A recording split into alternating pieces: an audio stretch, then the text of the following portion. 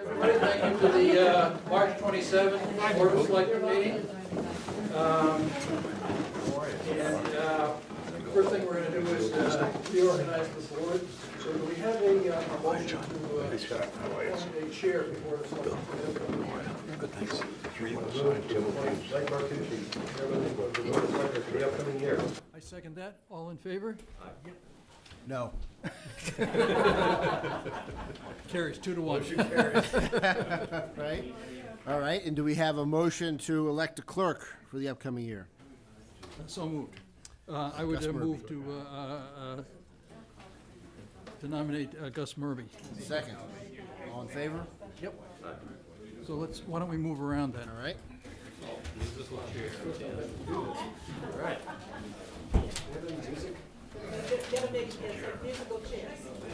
Don't forget to bring your nameplate, or they already changed. Oh, no,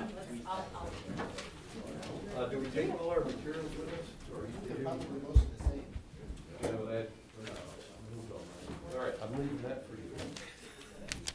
And, I'll leave this for you too, because I see that's still there.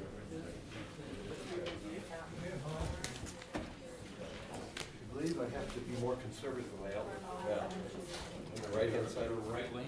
On the right wing of the board? You're within reach of Mike Sullivan, so. All right, suitably reorganized.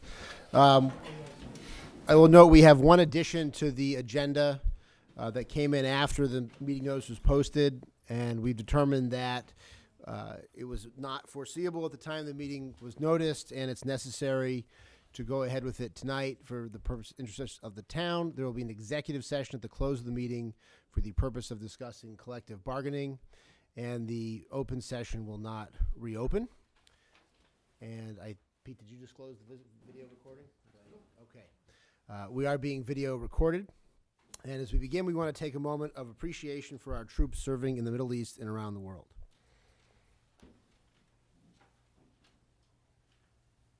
Thank you. And we'll note that the transfer station will be open Sundays in April, beginning with Sunday, April 8th, 2018. Citizen comment? Citizens are silent once again. All right. So our first agenda item to discuss remote participation for voting at Medfield boards and committees.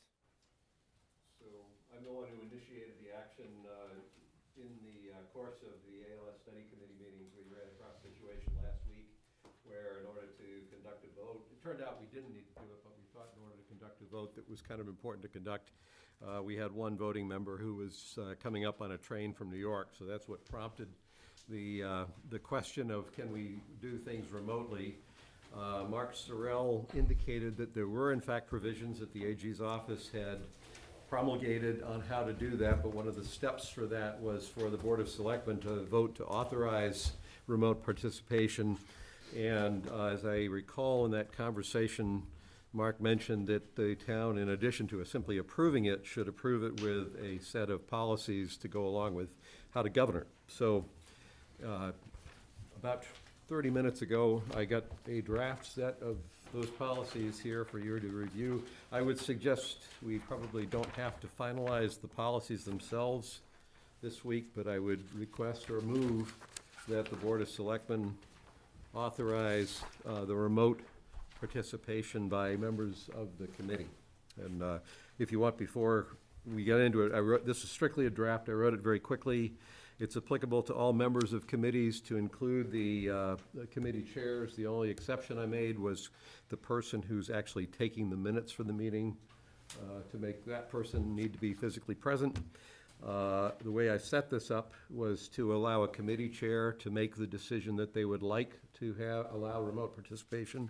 However, that decision by the committee chair has to be approved by a majority of the committee. Remote participants can join by telephone, video conference, or any comparable means of electronic connection with a meeting. The key point there is that there has to be an audio channel at which both the person who's connecting remotely can be heard by the people in the room, and the person who has connected remotely can hear what goes on with the people in the room, and that in particular includes times when meetings are held in large rooms, perhaps rooms with lots of public participants, in which case you have to think about the equipment you're going to use to make it clear that everyone in the room can hear the person coming in remotely. All votes have to be roll call votes, and I think that was a requirement that you mentioned, Mark, so I just carried that forward. And then I also said that no member of a committee, this is all me, so if you don't like it, push back, but no member of a committee will be allowed to join committee meetings remotely for more than 25% of the meetings, except that provision comes into effect as of the fourth meeting. So in other words, if a member had to miss the first meeting, you could do that. It's just you have to make the next three. All I was trying to do is prevent someone from simply being a habitual remote participant. Can't go to Florida for the winter. Well, I mean, you may want to change it, but I was trying to avoid that. It's supposed to be, I was just looking for my most recent copy of the Yes. AG's regs. Do you have them there? And I would point out, I haven't asked Mark to review this yet, so Right. that's another reason to. Did you say you still have to have a quorum present in Oh, the room? absolutely. Yeah. And I think I forgot to mention that, but I did mean to. But you don't need do to, you don't need to recite what's already in the law. that. Okay. The AG's regs allow you to have procedures that are actually tighter than what the AG allows. And the latest AG regs, which were just modified in the last few months, basically loosened up the requirements. So including the fact that before you had to, as the person who wanted to be the remote participant, you had to fall into one or another of a categories of listed hardship type things. That's been removed now, and it's just basically left to the discretion of the chair. Yep. So I guess from a policy standpoint, you've got this bit about the board, and I assume you mean the rest of the board who's physically present could vote, could override that decision by the chair? I only referred to the committees, so I never used the word board other than Board of Selectmen, or if I did, it was a mistake. Well, that first bullet, I would just, Yeah, my point is I only referred to committee members, I didn't refer to a board. well, what does that mean? I don't understand. So, not all committees have boards. The ALS Study Committee has 6 voting members, 9 actual members, but no board. Well, whatever, you're basically, instead of allowing the chair to make the decision, you're also basically making it subject to ratification by the, Yeah, let me tell you why I did that. I felt like it should be under control of the committee chair to decide whether the remote participation should be allowed, but I also didn't want to put the committee chair in a position to decide something if there was if there was action taken that was intended to influence a vote.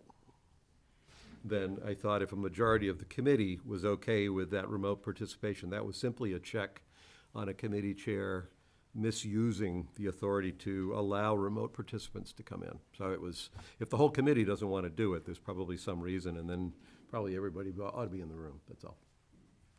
well, that's assuming it's legal, and I wanna look at the AG's reg before I make that final determination. At any rate, it's tighter, it's more stringent than the AG's regs require, so just understand Yep. that. When you said we should have a policy, I said, well, what would be a good idea? Well, for I'm instance, not- Franklin only allows one person on a first come, first served basis to, Yeah, I don't see, again, that was their decision. in the case of last week, I potentially had 2, so.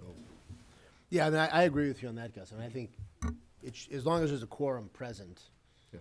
any number can join. And I agree with that the discretion should be with the committee chairman. I guess the only concern I would have, and again, I don't know whether this just needs to be regulated or if it's a personnel problem, is I only worry about whether the committee chair would let someone participate remotely and someone not. 'Cause it seems to me that if a committee is gonna allow remote participation, it should be for anybody on the committee, as opposed to the committee chair saying, okay, you can join and not you. I could see that being a problem, conceivably. Well, as I said, this is a draft. I would suggest we defer finalizing the policy, give you, because you haven't had a chance to even see this until just now. Yep. Mark hasn't had a chance to review it. Plus, it'd be from a good to legal review the standpoint. AG's regs on it. Yeah, I think it's, if I don't have them with me, I'll certainly review them and. I wasn't trying, there had no agenda, I was just trying to Yep. figure out a fair set of rules Yeah. that seemed like it would be, I Yeah, wanted but to provide flexibility to the extent that it could, but. You are gonna have to purchase the units, I don't think they're very expensive, but it's like a phone-in Like thing. the Polycom type thing, with the Yeah. speakerphones? Yeah. Well, you could use, I mean, if you had a small, if it was just us here at a table, we could turn a smartphone on. I do speaker. have the AG's right here. I bet you the AG specifies a particular type of speaker. No, no, Well, Probably we'll about- make that, is the warrant Probably committee about here? this big. We'll add an override issue to the, How does that work with cable TV now? Is that gonna be an issue? Will they be able to pick up the if you put a remote microphone next to participant? the phone, Yeah. it should work fine. Yeah, if we're remote, you can just put it Good, right yeah. down next to the. or we could just require that the local TV channel send a camera person to the location site. of the remote participant. Many of them go south to Florida, yeah, good yes. places. It's good. But one question, just following up on your point about committees and not boards. I assume, Mark, that this would apply to everybody, the planning board and, the Board of Selectmen makes a decision and applies across the boards. Individual boards don't get Okay. to do their own So thing. there may be some rewording to make Okay. that clear. I didn't know Yeah. about that. Yeah, you probably need several of the speakers because we have our meetings at so many different sites, public safety, town garage, town hall, schools, it's, let's hope there's actually not a surprised. rule on I'm- speakers. I'm actually genuinely surprised that, does the town, like the highway, Mo, have you got speaker system at the highway department? We do not. Wow. I mean, Nothing here? most speakerphones would be sufficient for it. So basically, the criteria now is that the chair determines if the person's physical attendance would be unreasonably difficult. That's the standard. Mhm.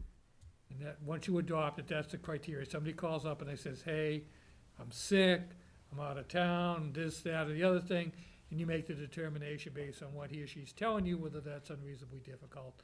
And that's the end of it, unless you adopt more of a ratification process. now who makes the decision if the chairman is absent? Well, the chair can authorize that. As I wrote it, the chair can authorize it. Acting chair, yeah. Okay. I mean, we can always revise this policy if it turns out there's rampant remote participant abuse by the town in this, but, If people show up and there's just 3 speakerphones in front of the microphone. no, you need the quorum. No, I think this looks good. I think that's the only thing the only suggestion I had is just that, it's gotta be, it's a We could check, committee-wide policy. we could check with the audience to see if we should exempt the Board of Selectmen, because it would be nowhere near as funny if the 3 of us weren't here. If one of us was missing, it would be hard to keep the humor up. Yeah, so I like this. Well, how about, Mark, do you think you can get us comments on this by next week, and we can put this on for next week as well, and Yeah. vote and let people? So I have no pressing need to You have us want, vote on this, on the Why don't I just make you authorization. folks a copy to look at of the AG's updated reg on remote participation? Okay, Sure. and then can you also look at this policy and make any comments to it? Yeah. Okay, that would be good as well. All right, so that's, anything else on that, Pete? No, I think it's a good idea to implement something. All right, 7:15, discuss charter change regarding town clerk. We each have a memo from Mark outlining the procedure we would have to follow to change the town clerk's position from an elected one to an appointed one, having just re-elected our town clerk to a new 3-year term yesterday. And, Mark, do you have any comments on top of the memo? Yeah, there's more detailed stuff. I actually pulled the charter provisions. So there's 2 separate areas of the charter would have to be amended. The listing of elected officers, where the town clerk is simply listed for a 3-year term. And then under the selectmen's appointments, where there's an enumeration of the appointee, standing appointments from the Board of Selectmen. So those 2 places would have to be changed. There is a process. I want to review the statute in more detail, but the upshot is you end up with a town meeting article to recommend putting it on for ballot question. So, we did this to change the, terms of the Park and Rec back in 2004, I think it's the last time we used the process. There may be a requirement for you to hold a public hearing in there somewhere, Mhm. but it's nothing major. That's what it says, a public hearing prior to the town meeting. And it could be a special town meeting, not a annual town Yeah, meeting? but I think the ballot question has to be a regular election. Okay. But if you did it at a special town meeting in the fall, you could do it at a regular election in November. Regular town election, we next Oh, it'd be spring. next March, I see, okay, all right. And then, But again, let me check on that and okay. report back, next Tuesday. and then any transitional issues as well. That's, Right. when we did the treasurer collector in Franklin, it was an extended process because there was a lot of resistance initially to giving up the elected position, and then Jim Dacey's a very popular person, so we clearly provided a transition that it wouldn't kick in until he had completed his term, so I assume you would do the same, but And who you would have to normally, make a decision on that who too. would normally be the appointing authority, the moderator or the Board of Selectmen? Board of or- Selectmen. Board of Selectmen. Same way they appoint like the treasurer collector and, Although technically the town clerk is somewhat more a creature of the town meeting. They keep the records and whatnot for, it's, well, yes, Well- but the duties are so broad that it's a selectman's appointment. So, thoughts on the process or the merits of going through the process? I think it probably makes more sense to have an appointed town clerk than an elected town clerk and have them under the structure of the town administration. They're really sort of a separate island unto themselves at this point.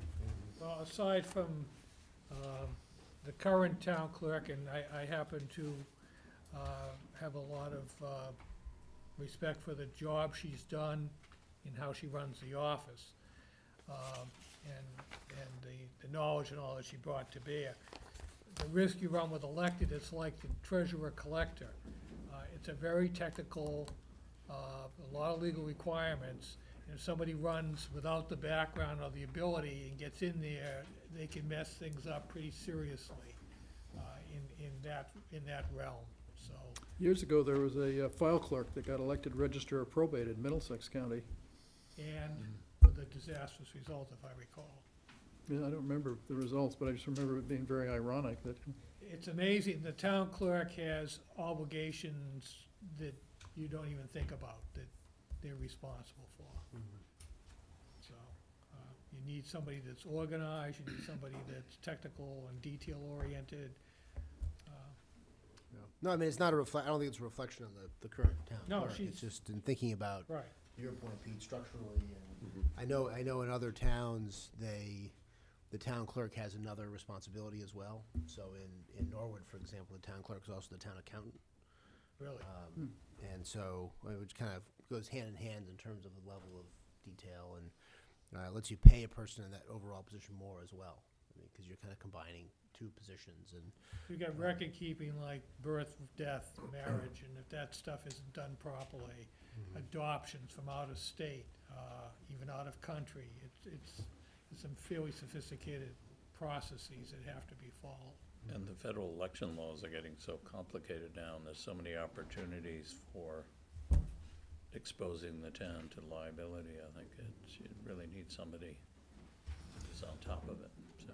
so I guess one of the things that I might suggest is if we're gonna think about looking at the town charter, maybe we should be looking at other parts of the charter that we might wanna make changes to at the same time, if we're gonna go through the process. How novel.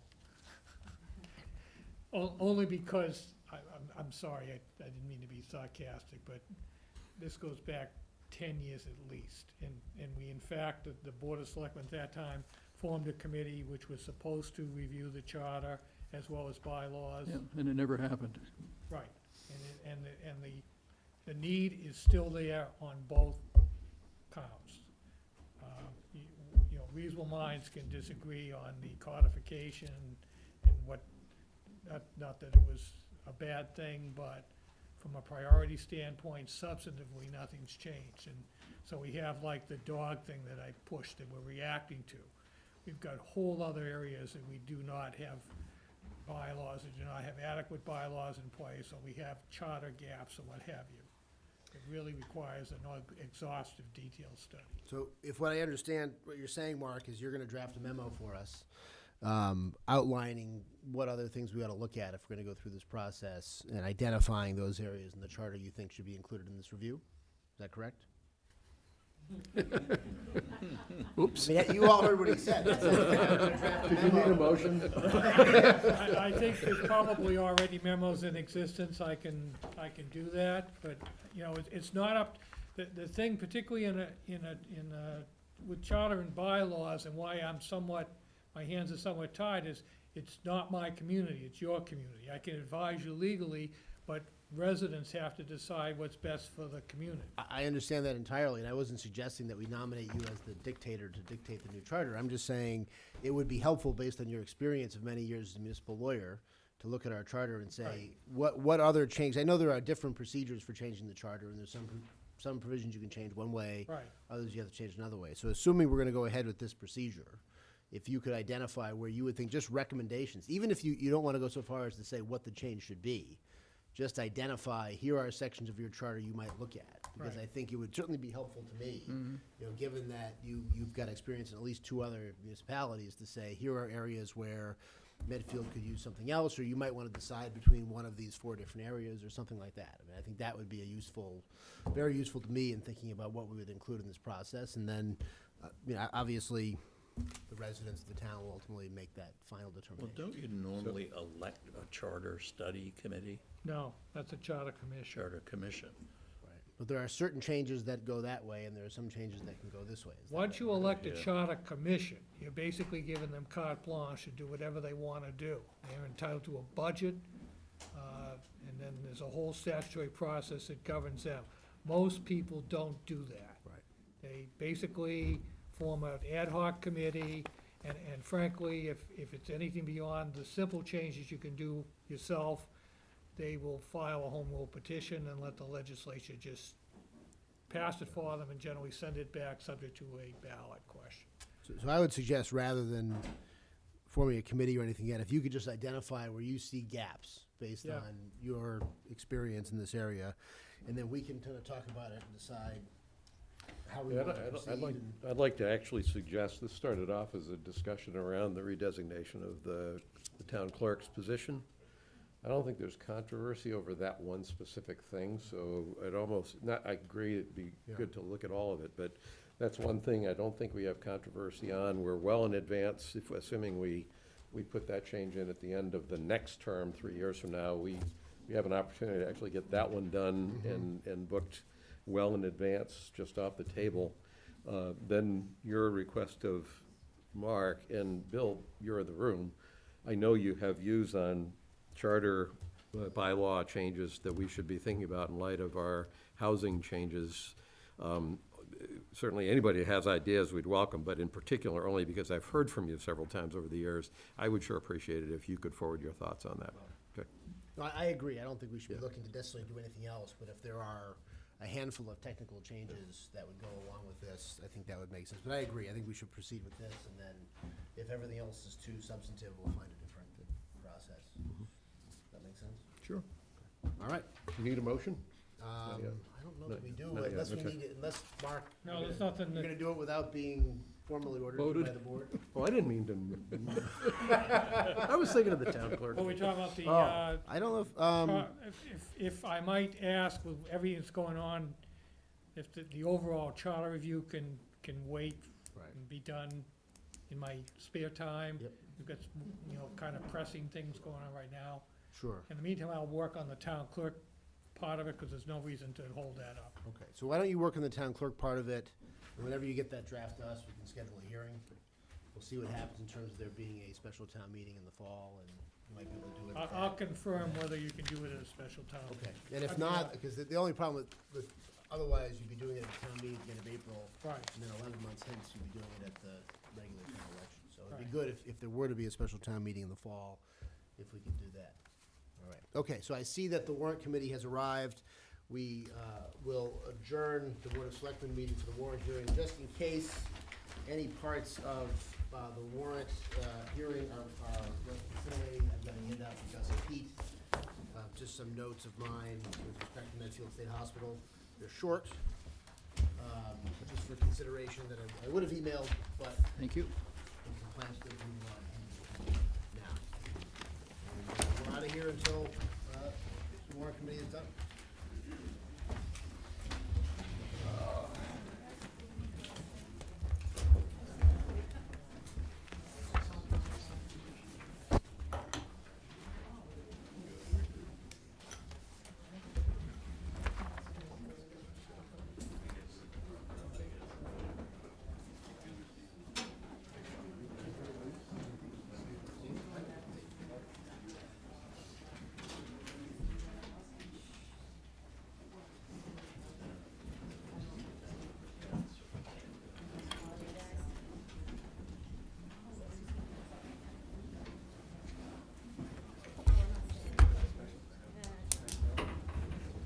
I'll come sit down here with you.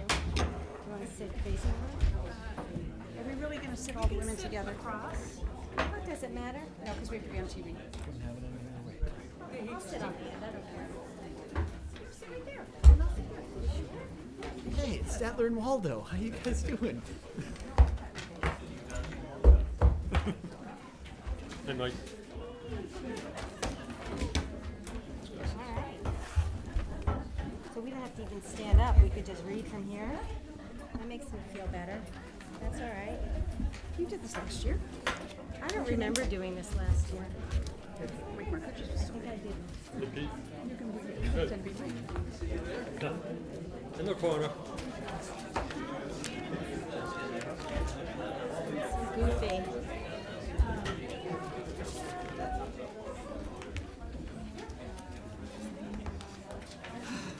Version 18.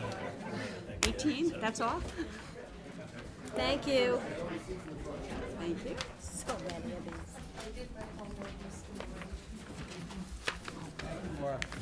So when were you on the warrant committee before? You were, 2011 through you were on my first year. Okay. 11 through 14. This is my 5th year. Wow. And then I was off for 3 And you're years. doing it again? I'm very impressed. Well, I liked it. I had to leave because I was just too busy. Mm-hmm. And how old are you? 17, 16, 14, and 11. And you have time for this? That's crazy. Not really. It's just this year. How wonderful. I got, you gave me one earlier, Mike. Yeah. How old are you kids? 17, 15, no, 17, 16, 13, 11. That's fun. You can actually do real things with them. Good evening. We'll start off by introducing the warrant committee, and I'll ask each warrant committee member to introduce themselves. John Mulvoy, Donley Drive. Mike Pastore. Tom Marie, Barbara Gips. Abby Marble. Joanna Hilbert.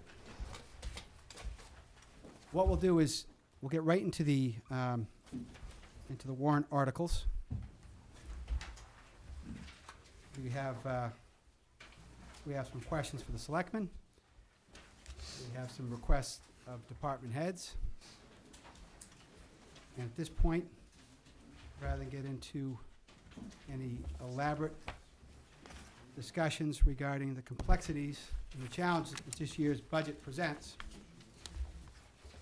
we're assuming it will be infused throughout our time here right now. So we'll start with Article 1. Article 1 was for the annual town election, which was held on yesterday. So I don't think we're really including that. But we recommend passage. Article 2, reports of town officers, we recommend passage. Article 3, accept perpetual care funds. The warrant committee recommends passage. Article 4,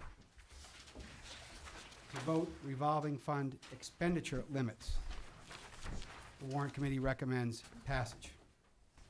Article 5 is to appropriate funds for a prior year unpaid legal bill, and committee voted passage.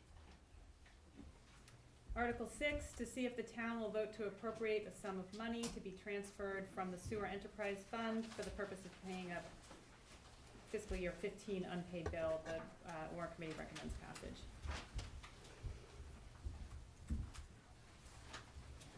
Mike? That's Nick.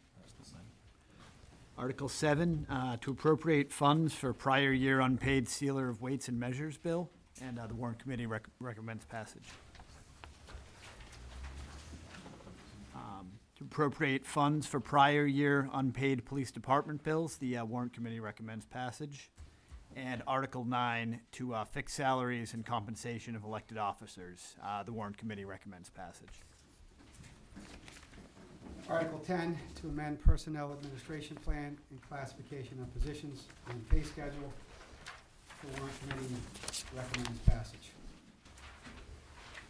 Now we'll get into Article 11. The operating budgets. This will take a moment or two. Human Resource Department. Warrant Committee recommends $51,900. Unemployment compensation. The Warrant Committee recommends $50,000. Information technology. The Warrant Committee recommends $275,561. Fire and EMT. The Warrant Committee recommends $30,000. Property and liability insurance. The Warrant Committee recommends $191,339. Inspection Department. The Warrant Committee recommends $164,206. Equipment repair and maintenance. The Warrant Committee recommends $342,018. Public buildings and property maintenance. The Warrant Committee recommends $334,483. Sidewalks. The Warrant Committee recommends $35,000. Schools, category vocation. The Warrant Committee recommends $181,916. Life insurance. The Warrant Committee recommends $12,499. Town accountant. The Warrant Committee recommends $237,981. County retirement. The Warrant Committee recommends $2,578,193. Health insurance. The Warrant Committee recommends $4,428,172. Health. Just did health. I say health, okay. The font is small. Want my glasses? Town report meeting. The Warrant Committee recommends $10,000. Workers' comp insurance. Warrant Committee recommends $260,046. Solid waste disposal. The Warrant Committee recommends $628,291. Sewer Department. Warrant Committee recommends $1,151,081. Medicare federal mandates. Warrant Committee recommends $500,700. Schools. The Warrant Committee recommends $34,357,197,000 excuse me. Street lights, $50,000. Library, not yet determined or approved. Fire and rescue operations, $901,910. Cemetery, $187,484. Tree care, $67,722. Water department, $2,577,143. That was police department. I beg your pardon? That was police. Police. Orders 974. Yep, my apologies. So police is $2,577,143. Town administrator, $939,871. Town council, $112,335. Parks and Rec, $334,903. Treasurer Tax Collector, $181,021. Sealer, $28,995. Planning Board, $98,923. Outreach, $152,310. Indemnification, retired police, $8,000. Warrant Committee, $300. Conservation Commission, $42,679. Zoning Board of Appeals, $5,000. Traffic Marking and Signs, $68,324. Animal Control, $107,464. Snow and Ice, $293,432. Public Works Utilities, $101,514. Board of Health, $55,321. Public Health, $10,921. Mental Health, $79,088. Historical Commission, $1,500. Grave Markers and Flags, $2,000. Arts Cultural Council, $4,600. Stabilization Fund, $200,000. Reserve Fund, $150,000. Fire and Rescue Administration, $155,929. Town debt or principal, $4,864,753. Council on Aging, $233,329. Highway, $1,278,920. Town Clerk election, $101,520. Assessors, $111,562. Police Admin, Public Safety Building, $130,679. Town debt, interest, $1,595,763. Veterans, $56,996. Memorial Day, Veterans Day, $1,800. Selectmen, $15,900. That concludes the operating budget. On to Article 12. Article 12 is the capital budgets, and the Warrant Committee recommends, will be heard on this issue. You can see the list of requests here, which total $2.5 million. There are a variety of funding sources that will go and make that number down to what we've typically been accruing, which is somewhere around $400,000. But there is some uncertainty for a piece of that money as to when it will come in. So we cannot vote on all the requests that have come in. Should I read them or? No. I don't think I need to read them. So we recommend that we will be heard on this.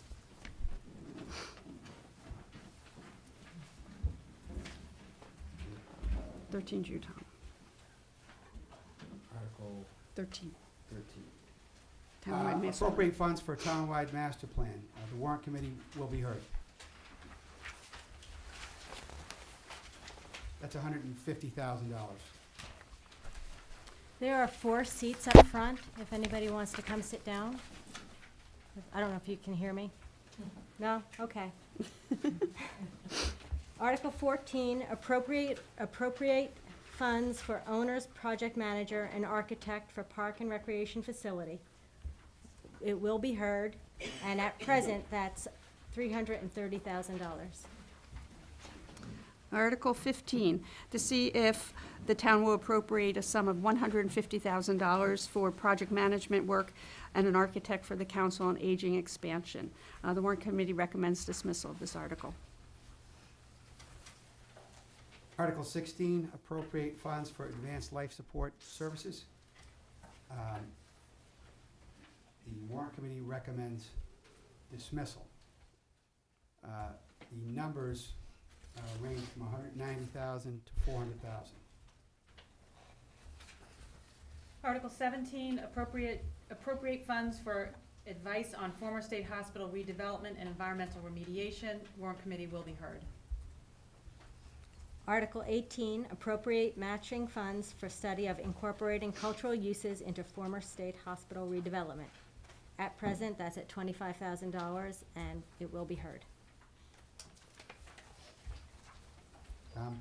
19 is Article 19, authorize the Board of Selectmen to dispose of Harding Street land for affordable housing. The issue in this article involves parcels Lot 3 and the so-called Hinckley property. The selectmen have control over Lot 3 with authority to enter into long-term ground lease with the developer for a town meeting vote, so no new vote is needed on the disposition of that property. As to the Hinckley land, it exists as a lot, but the problem here is the selectmen, with support from others, hope to utilize only a portion of it for affordable senior housing. The proposal is to create a new lot consisting of a southerly easterly portion of Hinckley lot and northerly westerly portion of Ice House Road lot. To advance this proposal requires a professional survey and creation of a new recordable plan showing this lot, as well as a possible modification of the Ice House Road subdivision by the planning board. The time it will take to legally establish it as such makes a vote at this ATM, town meeting, problematic, even inadvisable. Bottom line, the plan, which on the whole is what the selectmen have in mind, is not ready to proceed to a vote per the town council. And the warrant committee recommends Dismissal, sorry, yes. Article 20 is a petition to transfer town land on Harding Street and Ice House Road from the State Hospital Planning Committee to the Senior Housing Study Committee and the Council on Aging for Affordable Housing. The selectmen control these properties and further action is in their hands, with a caveat that advancing this proposal also requires a professional survey and creation of a new recordable plan showing the proposed lot as well as a possible modification of the Ice House Road subdivision by the planning board. Like Article 19, the time it will take to legally establish a new recordable plan makes this another proposal that is, in the town council's opinion, not ready to proceed to a vote. And the warrant committee votes dismissal. Article 21, petition to authorize the selectmen to enter ground lease with private developer for development of affordable senior housing with local preference on town-owned land off Ice House Road. This article is okay with respect to the authorization request, but as is the case with Articles 19 and 20, the lack of a recordable plan leaves it as a plan that is not ready to proceed for a vote per the town council, and the warrant committee recommends dismissal. Article 22 is a petition to authorize the Board of Selectmen to enter into a lease to develop a local initiative project for moderate income senior housing with local preference, and the town retaining the land, subject to the approval of the Senior Housing Study Committee and the Council on Aging. Basically, according to the town council, the request here is too detailed and goes well beyond what a LIP allows, the local initiative project. Among other matters not mentioned in the petition is the question of the legality of setting up arbitrary pricing for seniors with local preference. Again, the time needed to make this article legally worthy of a vote works against it being ready to proceed to a vote at this annual meeting, and the warrant committee recommends dismissal. And Article 23, a petition to instruct hospital planning committee to incorporate more affordable ownership rental senior housing into a redevelopment plan. No problem with this article. Any vote would be a non-binding resolution, and the warrant committee votes passage. Article 24, appropriate funds raised from local meals tax to improve the economic vitality of the town. Warrant committee recommends passage. Article 25, to appropriate funds for liability insurance policy up to $60,000 and authorize the selectmen to enter into a 99-year lease with the MBTA for a multi-purpose recreational rail trail on the abandoned rail trail line. The warrant committee will be heard on this. Oops, I'm doing the next one too. Okay, sorry. Article 26, appropriate funds and authorize the selectmen to apply for grants and loans to provide for traffic safety improvements at the intersection of North Route 27 and West Street. The warrant committee recommends dismissal. Article 27, appropriate funds for town sheriff's pre-disaster mitigation plan update in the amount of $4,875. It's required to be eligible for federal funding, and the warrant committee recommends passage. Article 28, to amend bylaws, Chapter 170, licenses and permits, Section 170.1. The warrant committee will be heard. Article 29, authorize selectmen to accept sidewalk easement at South and Metacomet Streets. the warrant committee will be heard. And Article 30, to authorize the selectmen to enter into an agreement to relocate and reconfigure a town-owned water easement on private land off Harding Street. In return, the town gets a 15-foot easement on the lot line, and the warrant committee recommends passage. Article 31, to transfer sewer betterments paid in advance to sewer stabilization fund. This is in the amount of $106,235.54. The warrant committee recommends passage. Article 32, to transfer the balance of the ambulance purchase loan from the ambulance revolving fund to the general fund stabilization fund. The warrant committee recommends passage. Article 3, appropriate fund to other post-employment benefits trust, OPEB. The warrant committee recommends passage. Article 34, to appropriate funds from the Water Enterprise Fund for iron manganese treatment removal. This is for a study for the purpose of continuing to study the most effective method to remove iron and manganese deposits from the town's water supply. The actual amount would be $660,000 from the Sewer Enterprise Fund. This would have a net zero effect on the general fund. The warrant committee recommends passage. Don't we hold on that? Come back to it. Sure. Article 35, to appropriate funds and authorize borrowing to paint and repair Mount Nebo Water Tower. This is to authorize borrowing of up to $1.1 million, and again, this would come from the Sewer Enterprise Fund. Net zero effect on the general fund. Warrant committee recommends passage. Let's hold on that also. Article 36, the vote to reaffirm the vote to prohibit non-medically prescribed marijuana sales or establishments. This is just ratification of what was already voted on now that the controlling authority is in place, and the warrant committee recommends passage. Article 37, to amend the bylaws to define the composition and the duties of the permanent planning and building committee. I'm not going to read them all, there's several pages long here, but the warrant committee recommends passage of this article. Article 38, this is to amend the bylaws, chapter 100, animals, article 2, dog control. Again, I'm not gonna read the bylaw, but it's available if anyone wants to look at it. The warrant committee recommends passage. Keep going, Joanna. Oh, I'm sorry, I'm 39 as well. Article 39, to amend town bylaws to authorize water and sewage board to adopt regulations and enforcement procedures. The actual bylaws will be in the warrant if anyone wants to look at them. The warrant committee recommends passage. Article 40, asks to see if the town will vote to amend the code of the town of Medfield by adding a waiver with respect to plant spacing in a business district, a business industrial district, or a lot in a residential urban district on which a multifamily dwelling is placed, and the warrant committee votes passage.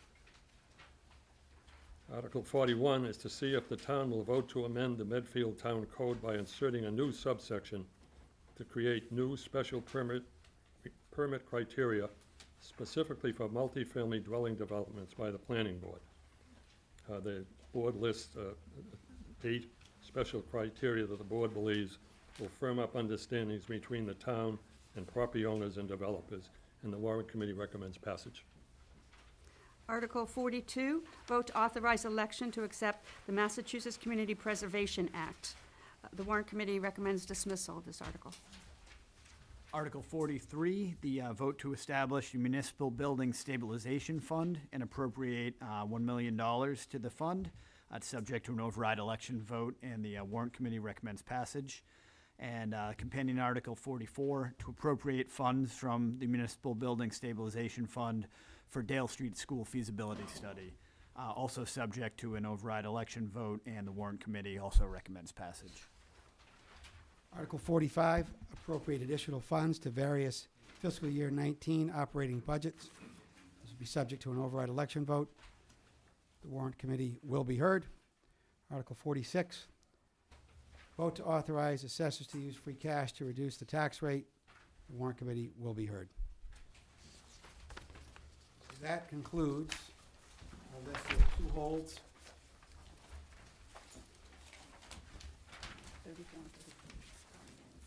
Both, Mr. Harney, that you, there wouldn't be a meeting without Mr. Harney participating, so thank you. I'm looking at the articles, and they seem to convey significant expense to the water and sewer fund. And I'm wondering if the committee has looked at water and sewer and forecasted what is likely the potential increase in the rates. Because when we voted to, years ago, I guess maybe 15 years ago at this point, something like that, to take out water and sewer and to have an enterprise fund. It no longer was deductible in the town, taxpayers' income tax. These rates look to be going, to this observer, look to be going up at a significant rate in the coming 5 to 10 years.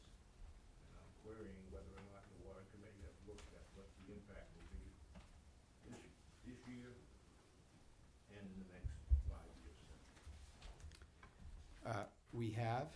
There have been numerous discussions with the Maurice Goulet and the Water and Sewer Commission and Matthew Violet here in the townhouse. Joanne, you want to elaborate a little bit more as to the types of discussions that we've had? And then, Matthew, you're here. You feel free to project and add your thoughts that are quite relevant. Yeah, I mean, as far as setting the rates, the warrant committee, the sewer and water board set the rates, and so the warrant committee, we don't set the rates. I know that those are currently, being looked at, and, you know, what we were looking at here was the treatment of the water and treatment plant for the iron and manganese and the painting of the Mount Nebo tank. That's what these 2 articles address. I do understand that there will be some adjustment to the rates over time to also help with these issues, but that would be for, I don't know if Maurice, or who would want to address that? So first of all, the water treatment facility that we're looking at, it's for the actual design of the treatment facility. The Water and Sewage Board is going to be meeting this Thursday to continue their talks on setting the rates for this coming year. They are going to increase because of that. We are looking at a possible $8 million facility to take care of iron and manganese. We do have an issue with the water system we don't have any redundancy, meaning that if something happens to our wells right now, we'll be in pretty hard times to replenish the town and be able to have good drinking water. So we want to make sure that we have future supply. We have a good well in town that, because of the iron and manganese problems, we are looking to treat that, and that's going to cause the rates to increase over the next few years at a higher rate than they are now. But I know Matt's been helpful to try to set those rates with us, and they are going to be consistent, but it is a cost to the town, but it's we feel is a well worth project. In sum, we're looking at doing the Nebo water tower for somewhere between $300,000 and $1 million. The Nebo water tank needs to be sandblasted and painted and coated and maintained. So right now, to do that, you have to do the sandblasting on the inside and the outside of the tank, put in safety features for that tank. It's a storage tank that we use for fire prevention and to give more water to the town when we need it. We're looking at the treatment plant, Yes. and we're looking at a new well, or We're not looking at a new well. We have the well. It just needs to be treated for iron and manganese. given up on the hospital well? We did our due diligence and went through all different facilities trying to find other water sources and found that the best solution is to continue to maintain that well number 3. Would it be fair, more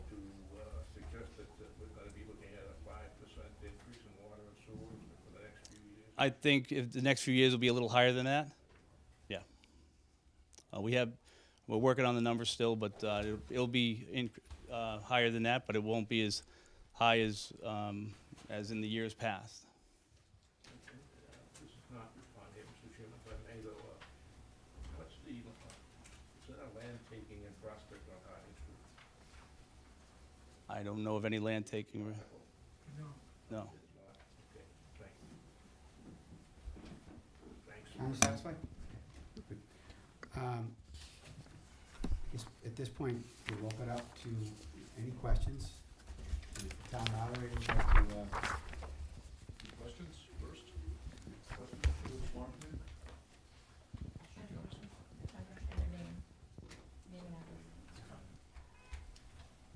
so if there are questions, Right here. yeah, great, please, yeah, let's pass that microphone. Thank you. Yep. Caitlin Gingarelli. Yep. Road. I can spell the last name for you. Want me to? No, I have it from the other night. Hi, I just have a question regarding, well, I have a little, something that I just I'll lead up to my question, but it's regarding ALS. So I want to just quickly read something that kind of leads into my question. So I know there was a vote on last Monday of a 6 versus 3, so I just want to give a little personal experience of what that actually means to the town. So I'd like you all to just imagine this. Imagine it's midnight on a Tuesday and your husband is traveling on business and your kids are sound asleep. Suddenly your 2-year-old daughter makes a strange noise from her crib, so you run to check on her and you realize she's having her 4th febrile seizure. Except this time she stops breathing. You frantically call 911. Soon, Medfield Fire, Police, and EMTs arrive, and you are surrounded in your kitchen by these wonderful, kind, hardworking EMTs, police, and firemen, yet no one is equipped to save her life. Why? Because Medfield doesn't have advanced life support. If we did have paramedics, then life-saving measures would begin when they walked in the door. Since we don't, this is what happens next. You carry her out to the Medfield ambulance, you place her on a stretcher, drive down your street, through town, and all the way towards Westwood. Then you have to pull over to then have a Westwood paramedic get into your ambulance to only then be able to provide life-saving measures. Lucky for us, our daughter was fine. Her breathing was very shallow and restricted. But what happens if she wasn't? This is a real-life experience of what that means to not have our own advanced life support in town. Advanced life support doesn't necessarily mean extreme. Don't you want a paramedic on scene in an automobile accident, cardiac arrest, pedestrian accident, anaphylactic shock, sports injury, accident at school, sepsis, airway obstruction, respiratory arrest? In these emergencies, patients will likely need the immediate aid of a paramedic. This could be any of us. Almost all surrounding towns have invested the resources to have in-house ALS-trained paramedics. Why should Medfield be any different? Neighboring towns who continue to use their resources and medical staff to prop up Medfield have become frustrated. While we greatly appreciate the partnership from our neighbors, the town of Medfield should consider this arrangement as temporary, insufficient, and unsustainable long-term. And as someone who has had to personally rely upon ALS, I consider it unacceptable. I think it's time for Medfield to step up and provide what's right for its community. Now, I know it's ultimately going to come down to the town meeting and it's up for the taxpayers to vote, but I guess what I want to understand from you guys is I know there was a 6-3 vote, I guess a 2-part question here. Your opinion and your dismissal, it matters to the community and they listen to you, the taxpayers listen to you, so I guess I kind of want to understand 2 things. One, there was an ALS committee assigned, and I know everybody here kind of knows that, and they do have a recommendation. So when you guys had your vote, was that recommendation taken into consideration when you voted? The ALS study committees? Yeah. It was not. Okay, so I feel like, how is that fair to the taxpayers? Because they spent, the committee spent 10 months or however long they've spent with their knowledge and their research, and they came up with a fiscally responsible, or the majority of them came up with a fiscally responsible option that could get us on the right track to having ALS. So I don't understand how you can have a dismissal to vote when you didn't even have all the financials. So in the context of the numerous endeavors and challenges, particularly in areas of override, potential override. They're judgments and decisions. And from a timing standpoint, this was not a categorical, this committee is against ALS. It was addressing the affordability component. It also, or this committee also took into consideration the existing basic life support, took into consideration the proximity of the number of hospitals in the area. Judgments in decision-making don't always, intersect perfectly. There's a lot of probability scenarios that come into play. It is, and it continues to be the hope that the recommendation to dismiss, which will be accompanied with a minority report, then will be passed along to the electorate of, or the voters of this town. So amongst the Warrant Committee, you had some varying opinions, and we do a considerable amount of deliberation and a variety of budget discussions, and this is probably gonna get a little bit into my thoughts regarding the Selectmen, but, and I'm very sorry for how you just explained your scenario for those who undergo that. It is not about, completely about dollars and cents. It's about the best solution. And to find out 5 weeks before the annual town meeting, some of the discernment, deliberation, debate was fairly comprehensive. So I don't know if that explains everything that you asked. Happy to talk to you about this, in any way, shape, or form. outside of- To just add what Chair Marie just said, while the ALS study committee hadn't come out with its recommendation, some of the deliberation that Tom talked about, we spent a lot of time with Chief Hollingshead and members of the fire department and, vetted this issue and talked about this issue and got their numbers and their thoughts. So this wasn't a decision that was made, just off the cuff. We certainly delved into the numbers and talked to the experts on the issue. Well, I guess two things there, because the Chief Hollingshead and the members of the fire department have been saying for the last 5 years in the annual reports that we should have our own in-house trained paramedics. But I understand that there was a lot going into it. I know it was kind of a complicated question to answer so quickly. I guess one other thing with that then, if it is to dismissal, I think the taxpayers need to understand that we don't have a indefinite commitment from towns surrounding us. So what's gonna happen when one of these towns say enough is enough? These are our tax-paying dollars that these towns, that they're using, that we are then getting. So do the taxpayers understand that we are using this service from other towns? Maybe that's part of the other argument that will be discussed, but. Good. Thank you. Somebody way back there. Can I follow up on Caitlin's statement?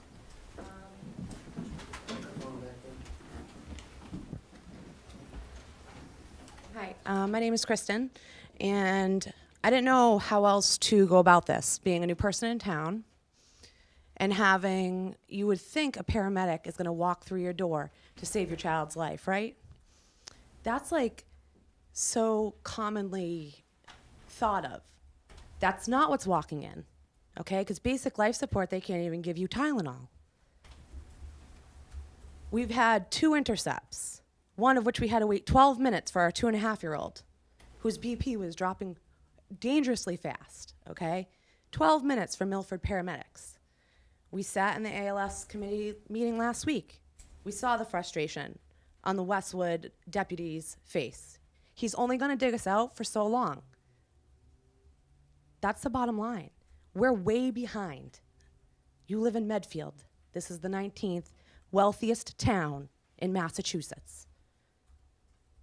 To not offer ALS to your town residents, you are doing quite a disservice to them.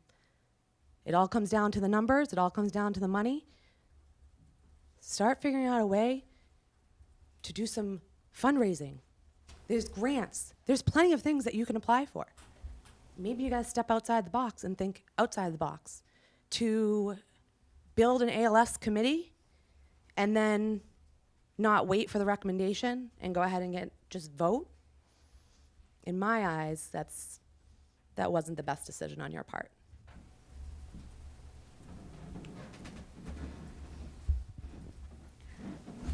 Thank you.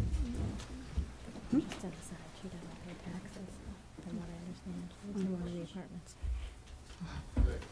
We have another question. Yeah, Steve Buckley, 16 Millbrook, excuse me. I apologize, I came in a little bit late. Did you discuss override, or is that not discussed That's tonight? It will be discussed. Tonight? Okay, fine, thank you. So, I'm not sure to the level that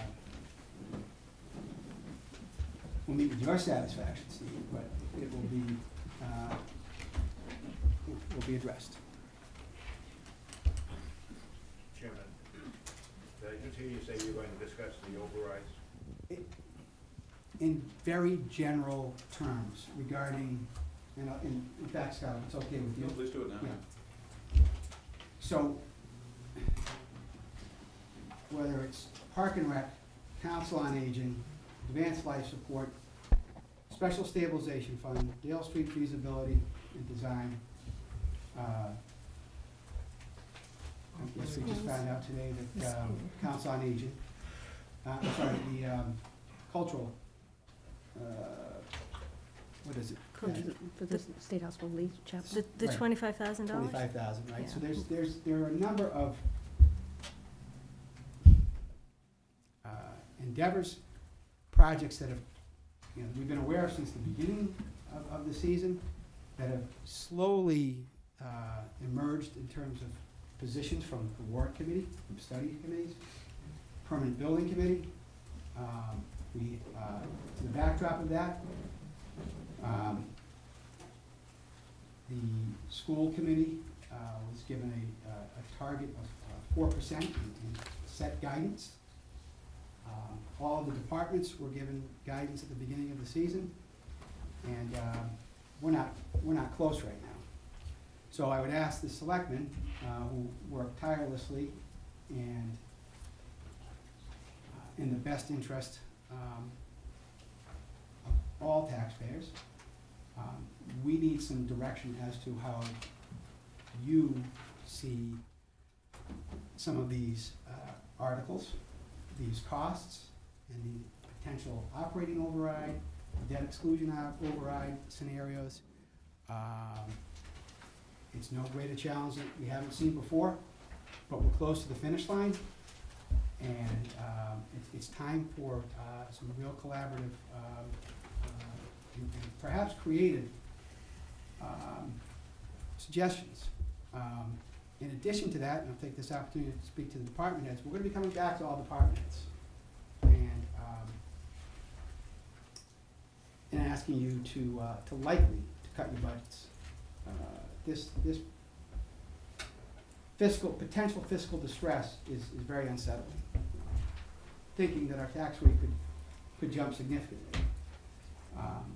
So I'll stop at that, and just we're looking for help, we're looking for input, and Mike Sullivan is Georgia, Yvonne, Matthew, Joy Trudeau, everyone here at the townhouse is working really hard. Selectmen working hard, the Warrant Committee's working hard. The challenges that lie between now and the 30th of April are substantial.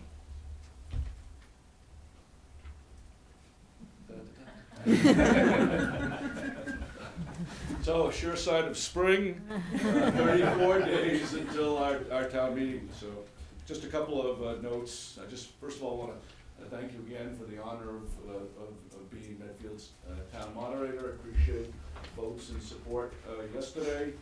And I look forward to another meeting of the town's legislative body, really our lawmaking authority.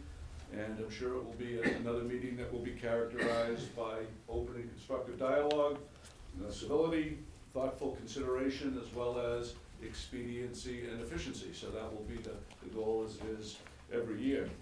If we cannot complete our activity as prescribed, the way I think of it is we have 3 hours and 15 minutes to do it, plus 30 minutes of overage time or overtime.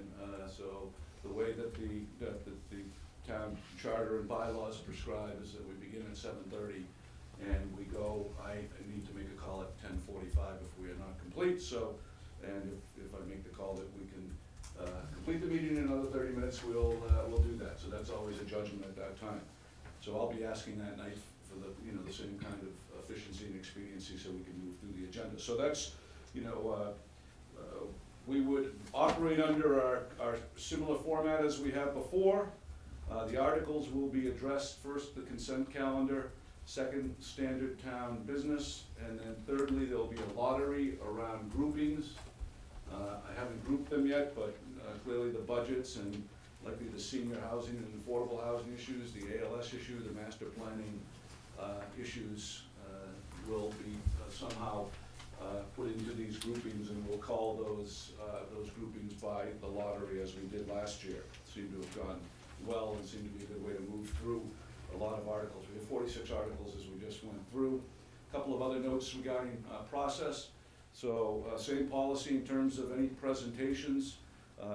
It's by permission, reviewed in advance, so that would mean that I would like to have anybody that has any intention of using the podium or using a PowerPoint to please be in touch with me by April 13th. And that way we'll have an opportunity to be able to look at that so that we can be efficient with those presentations. But it's great if you could reach out to me as soon as you know that you would like to do that. I've had discussions with a few of our neighbors this year, as I do in many years, about secret ballots. This is something that I've thought about and studied from a lot of different angles for years, and I'm very sensitized to the balancing of those values that are involved in both sides of that question. And so I have decided not to administer voting at the annual town meeting this year through a formal secret ballot process. I'm happy to talk to anybody about this. My reasoning falls into a number of different places. I can see advantages of various systems, but I basically have adopted for years and years and years the legislative paradigm as opposed to the poll-taking voting paradigm of the way town meeting operates. And in a legislative session, it's a deliberative body, our meeting among neighbors, and it has been a stand-up kind of a basis in terms of folks voting. So for this year, I'm going to stick with that. To do secret ballots is exceptionally cumbersome if done right. It's certainly very time-consuming. Best practices would have everybody cycling through the registrars to repass there and to get those ballots. So that's another consideration. It's not prescribed in our town charter, and my past precedence over the last 13 or 14 years has been not to have them. So, but with that said, what I would like to do, and I'm going to announce it at the town meeting, is to put together some kind of ad hoc committee to review maybe more generally the modernization of town meeting, but also particularly looking at electronic voting. So I've been in touch with 17 towns now in the Commonwealth who have used all different kinds of means. And certainly from an efficiency point of view, it hits that mark, and some of the initial flaws have been worked out in some of the systems. Some of the cost of doing it has come down, so I think it's time to think about whether that would be something that we think would improve town meeting. It has a lot of consequences, and some of them are unintended consequences in terms of the nature of this constructive dialogue and elements of the town meeting. But as I said, those are objectives, those are values that compete with one another, and it's our job to balance it. So going forward, if anybody has a desire to participate, in that group to look at that question, please just reach out to me. And what else? Well, that was it. And are there any questions? Anything that, as we approach, John? Could you speak to the 2/3 needed in overrides 2/3 is not needed for the override votes. We have 2/3 sprinkled throughout our agenda having to do with, Following. pardon me? They tend to be borrowing articles which require a two-thirds vote in and of themselves. The third one is, right? So what we went over? They don't all require 2/3, do they? No, they require 2/3 if there is a debt, if there is eminent domain taking, or if there's money transferred out of stabilization funds. But not into. The override is not taken at town meeting. This is where a lot of confusion. The action that's taken at town meeting may require an override vote, but the override vote is only taken at a special election, not at town meeting. So, and neither one for the override itself requires a 2/3 vote, either the action taken at town meeting, unless it requires it for some other reason, or the override vote at the special election. I'm not entirely clear on that, Mike, but, the ballot is simply a majority. The ballot is a majority, And the override saying is a majority as well. unless it's for one of the reasons I stated, eminent domain taking, voting money out of a stabilization fund, borrowing money, those require 2/3 votes, not the action of, or anything to do with the override. As I said, the override is never taken at a town meeting. The action you take at town meeting may require an override, but the override itself is done at an election, not at town meeting. Thank you.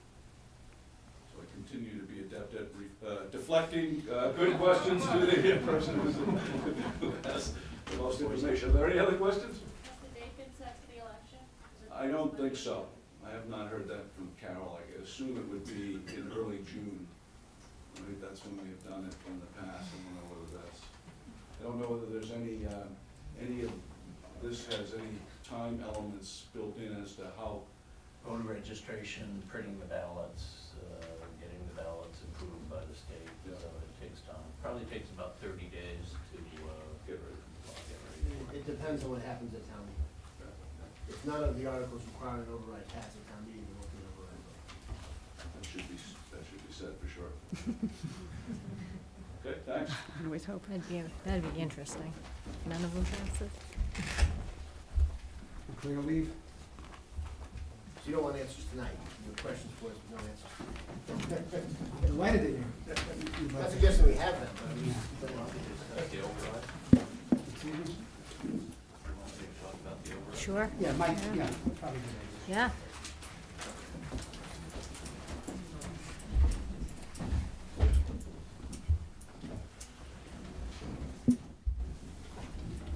I'm older than the moderator, so I'll sit down, if you don't mind. They were on the back table there. I don't know if all of you have them. If not, there may be a couple of extras around, but you should try to have one of these so you can follow. It's my duty every year to present the doom and gloom speech, so, this year has been an extraordinarily complicated year because of the prospect of overrides and the prospects of so many things that people are trying to do. Let me say, first of all, we have a couple of problems in town. One is the average tax bill in Medfield now, and the assessors here, they can correct me if I'm wrong, but I believe it's about $10,800. That's approaching $1,000 a month. To some people in the 16th wealthiest town or 18th wealthiest town, that's nothing. To other people, it means whether they can stay here or have to leave town. So for different people, it has different consequences, and we have to think of all the people in town and what it means to them. The second issue we have is because we are the 18th wealthiest town, or whatever we are, the state doesn't want to give us much help. They feel that we're fat cats and we should be on our own, and we should pay our own bills regardless of what they are. So we get very little state aid, And the money we're allowed under Proposition 2.5 is equal to about 2.75% of our revenue base, of our property tax revenue base.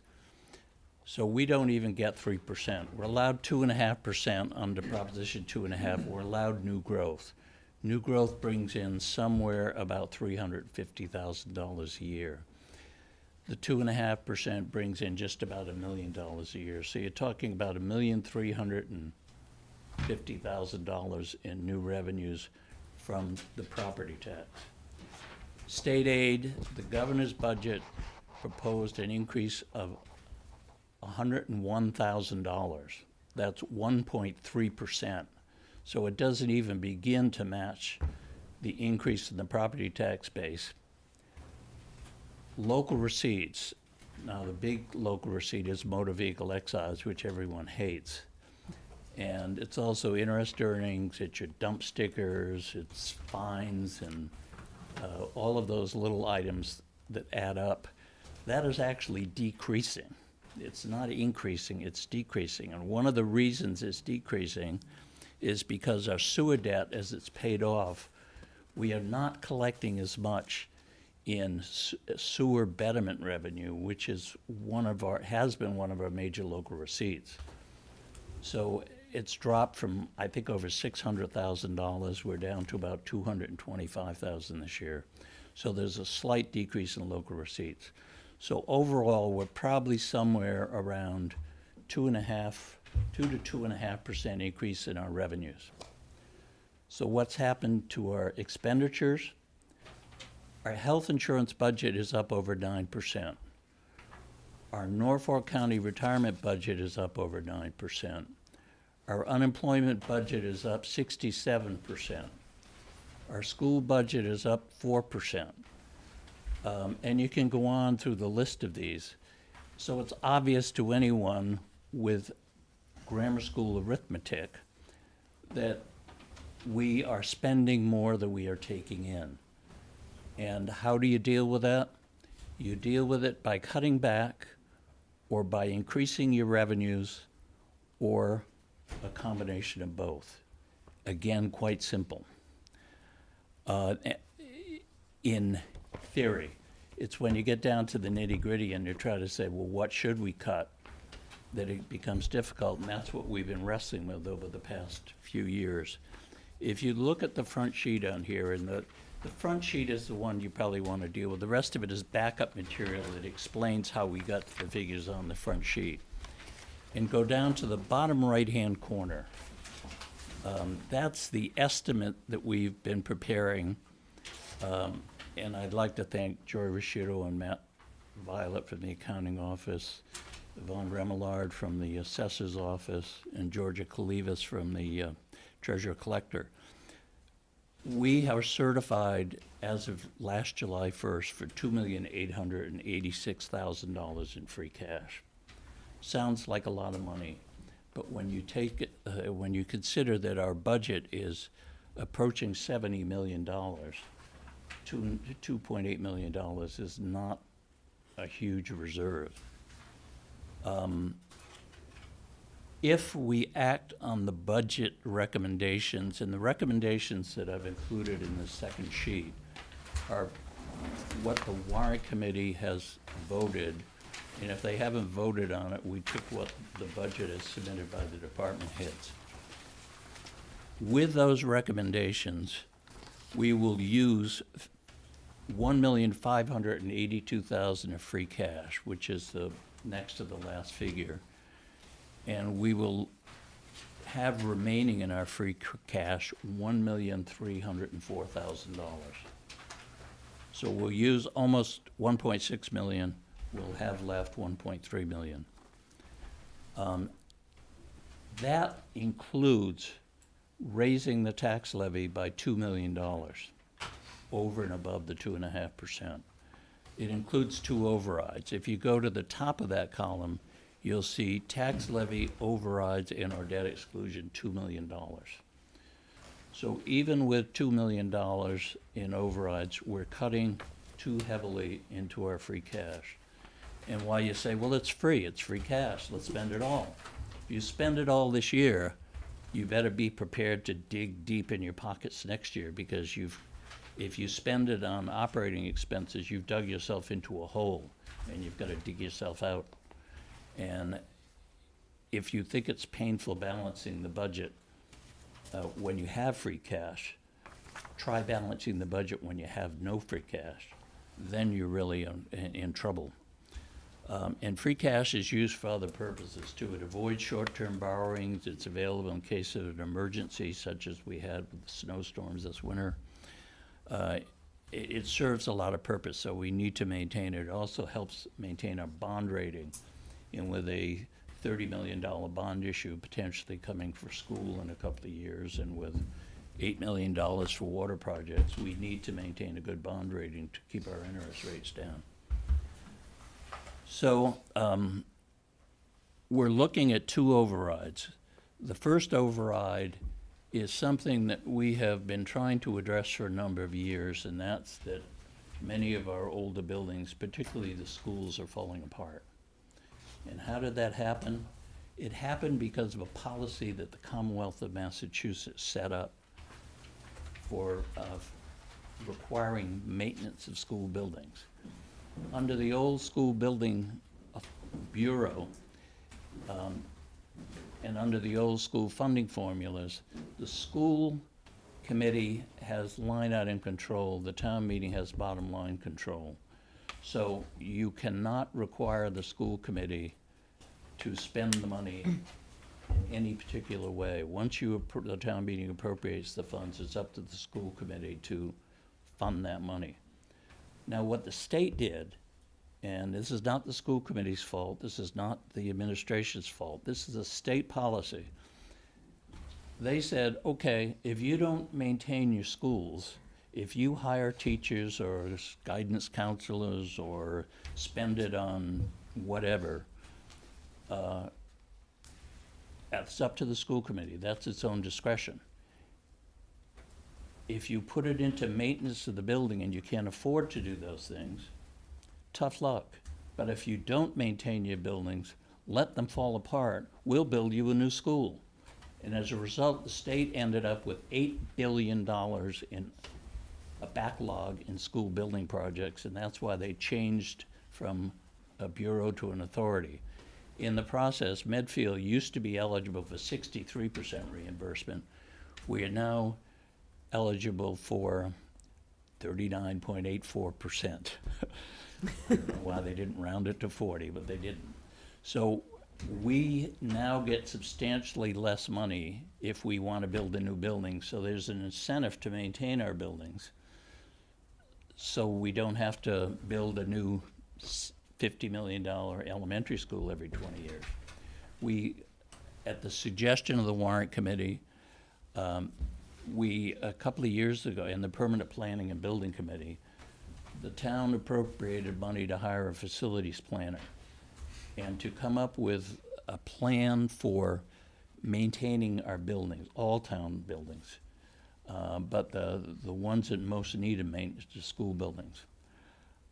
So what Jerry McCarthy, our new facilities manager, who's done an incredible job in the short time he's been here, has done, he's come up with a 20-year capital plan. Now, you can disagree with what he's doing and say some of the things shouldn't be capital items, they should be maintenance, but the gist of it is we have a lot of catching up to do, and we need substantial amounts of money to do it. So what we are suggesting is establish a capital facilities or municipal buildings stabilization fund, funded at $1 million a year, to be raised by an override. The first year, that money will be used to fund the Dale Street feasibility study. After that, it will be used to start catching up on some of these projects. Roof repairs, we probably have $3 million in roof repairs, boiler repairs, masonry repairs. If you don't do those things, then you let your buildings fall apart, and then when you go to build it, instead of getting 63%, you're going to get 39.84% reimbursement from the state, and it's gonna cost you a heck of a lot more. An elementary school these days is going for $50 million, I'm told. $50 million. We did 3 schools in 2003 for $56 million. And now just one elementary school is gonna be $50 million. So, that's what we're recommending, as one of the overrides. That would be, I said, $1 million, and it would become a permanent part of your tax base. It is an operating override. And you would put $1 million into that fund each year, and then the town meeting would have to vote the money out by a 2/3 vote. So the ultimate decision is gonna be with town meeting as to how to spend the money. The advantage of it is the way it is written, it can only be used for maintaining and improving our buildings. It can't be used for other purposes as had been done in the past, so that you end up not maintaining your buildings because you wanna buy other things. That's the first one. The second one, as I outlined before, you've got budgets that have increased well in excess of the 2.5% that our revenue base is increasing. Some of these you have no choice. You have no choice as to whether to fund your health insurance budget, whether to fund your pension budget, whether to fund your unemployment budget, whether to fund your Medicare budget. Those are all fixed costs, and they're going up dramatically more than the 2.5% we're allowed. That leaves you in a hole. And you dig yourself out of that hole, as I mentioned earlier, by reducing your budgets, by increasing your revenues, or doing a combination of both. So that's what we're faced with. Even with $1 million operating override to make up for the lack of revenues in the town and school budgets, we're still cutting too deeply in the free cash. So we still are trying to look between now and town meeting at what we can cut to get back to, I think we need between 1.5 and 1.6 million in free cash. As you can see at the bottom, if we take the action the warrant committee is recommending, we're at 1.3 million. Now, here's the really bad news. These figures include 4% increase for the school budget, which I know the school people are not going to be very happy with, but it's 1.5% more than our revenue base growth. It includes no money for ALS. It includes 150,000, not the 330,000 that was mentioned for the Park and Rec. It includes nothing for the Council on Aging. So many of the things that people are looking to do are not funded even with $1 million operating override. And we still have to go back and try to cut further. That's what we're faced with this year. And I don't see us, our circumstances improving greatly in future years. We're in a situation where the state would rather give money to Boston and Cambridge and Somerville because they control the votes. And they'd rather send us the bills because they think we have the money. And that's basically where we are. $2 million in overrides, one to establish a capital facilities maintenance plan and to fund the Dale Street feasibility study, and the other to make up the revenues, the difference between revenues and expenses on the budget, operating budget side. Thank you. Any questions? Yes. Mike, just to your summary sheet that you mentioned shows capital budget, other articles, 4.7 million roughly. Yes, yeah. And if you want to see what goes into that, turn to the third Then I was sheet. looking at this sheet here, which has the operating budget and a capital budget line item. Yeah. That capital budget line item reads 1,000,002 as under warrant committee recommendation. Are those? This is the sheet you need, Steve. Reconcile those. I got this one. Yeah, okay. You do want to read Yeah. the budget? Okay. If you want to see what goes into that 4.7, That's your total capital, 4.7. go to the third sheet. That gives the capital budget and the special articles. Right, but that's the capital budget, that includes the 1 million you wanna set aside. Yes, that does, Okay, yes. so that leaves 3.7, so we would have had a $3.7 million capital budget absent the request to put the 1 million into the new fund. Well, it depends, because we still need $1 million next year for the Dale Street feasibility study. Okay, with or without the stabilization? With the, yes. Now, there is another way to do it, and the article allows for the alternative. You can borrow the money for 5 years and spread the cost out over 5 years and do it as a debt exclusion override. There are a couple of advantages to that. Obviously, it's less than $1 million. You're talking about $200,000 a year plus interest. The problem is you are neglecting the existing buildings, and yet you are you're going to be looking for $30 million to build a new building. And my contention is, why would the taxpayers trust town officials with $30 million to build a new building if we're not taking care of the buildings we already have? It seems stupid to spend $30 million to cut a ribbon and to let your existing buildings fall apart. It's bad management. It doesn't make any sense, in my opinion. Can you just clarify just a procedural question? I don't understand. The two things I don't understand how it's gonna work in town meeting is so we have Article 45 on the school budget override. We're just as a sum of money. And then we have the 4% on the sheet. So I guess I just don't understand what actually happens at town meeting on this. On Article 45, Article 45 is the operational override. There are several ways of doing that. You can do what's called a menu override, where you give a whole list of menus and you vote, I want to vote for the school thing, but I want to vote against the unemployment budget, or I want to vote against the highway budget. That's a very bad way to do it, because people will tend to vote for the wants and not for the needs, and you need to cover the needs. The other way of doing it is to come up with where you're going to put that $1 million, list the budgets, but it's all or nothing. You vote for the $1 million and it goes so much to the school budget, so much to the health insurance budget, so much to the highway budget, or wherever it's going. And then that is what's called a contingent vote. It's contingent upon passage of the override. So you vote a budget that is a balanced budget first under the regular Article 12 or 11, whatever it is.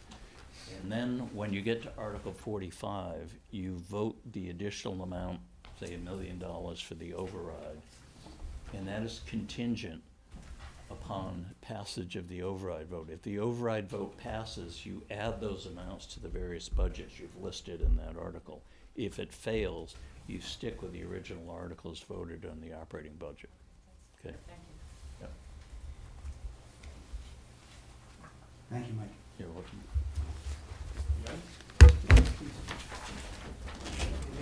Start by trying to respond to some of your questions just generally.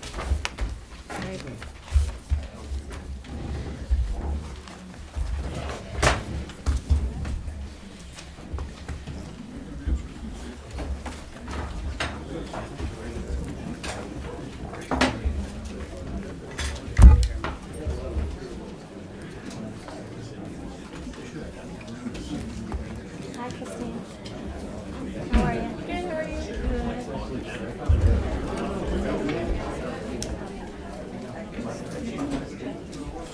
Heading to the Grand Canyon. If you want, bringing my big,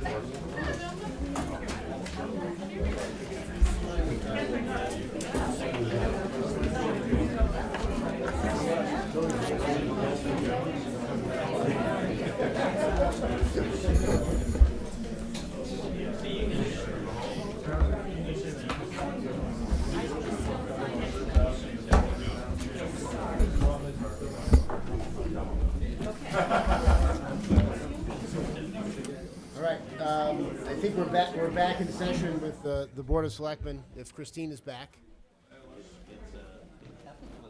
Wait for Christine and Mike to come back.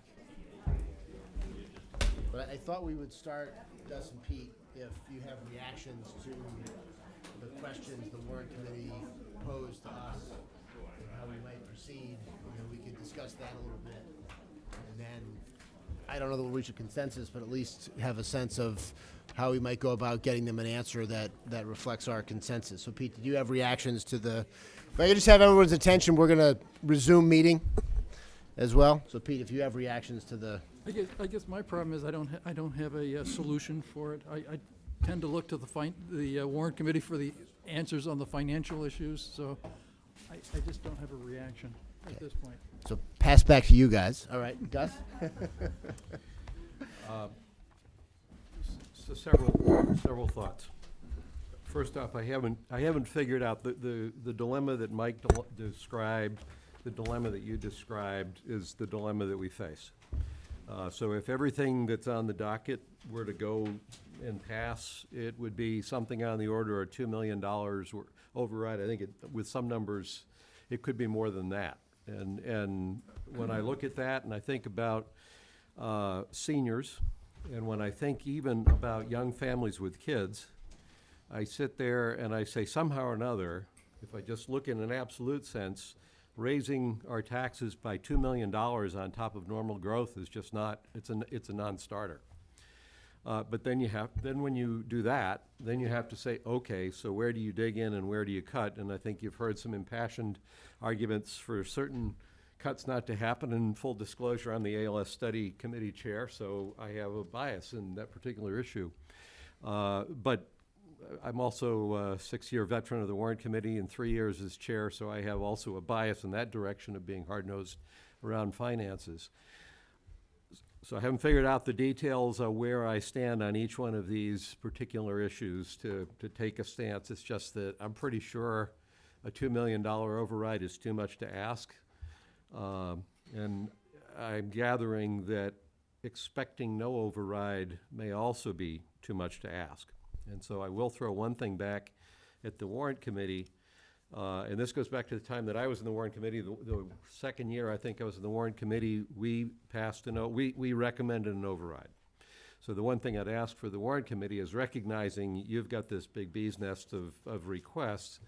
If any of those requests, in your best business judgment as the Warrant Committee representing this town, doing your best to provide the most prudent financial advice you can to the voters, if you come back with your recommendations, to include your recommendations on any overrides that you believe are prudently reasonable for the town, the taxpayers to support, I think that would be helpful. I'm not sure, Tom, if that made your job any easier, but in other words, what I'm getting at is it's not just the Warrant Committee's job to figure out how not to ever have an override, and we just will cut it to make it fit inside the box. It's the Warrant Committee's job to provide the best prudent financial advice to the town and, for that matter, to the selectmen on what you think is the right thing to do right here. That maybe is about as useful an input I can give at this point.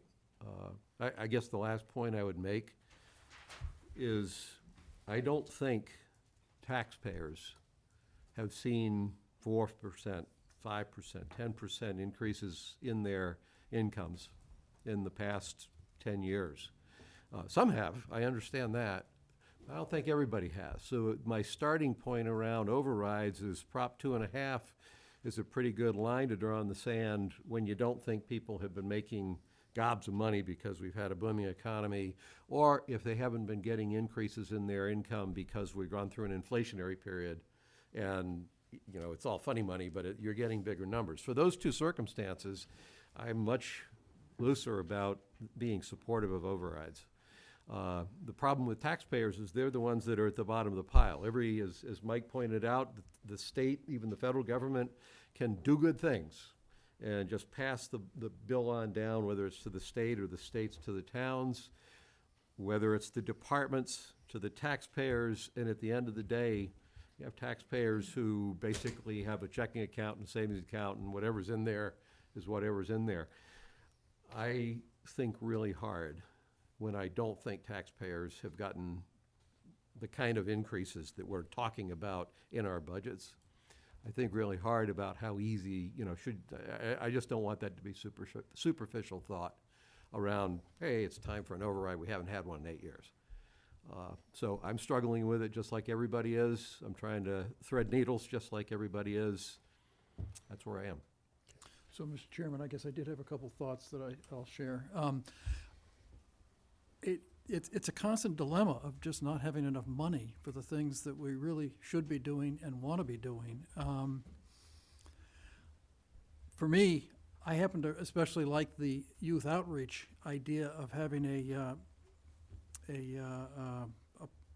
substance abuse person in town, because I know that that person would result in fewer of our children having substance abuse problems later in their lives. I think it's a very important thing for us to be doing.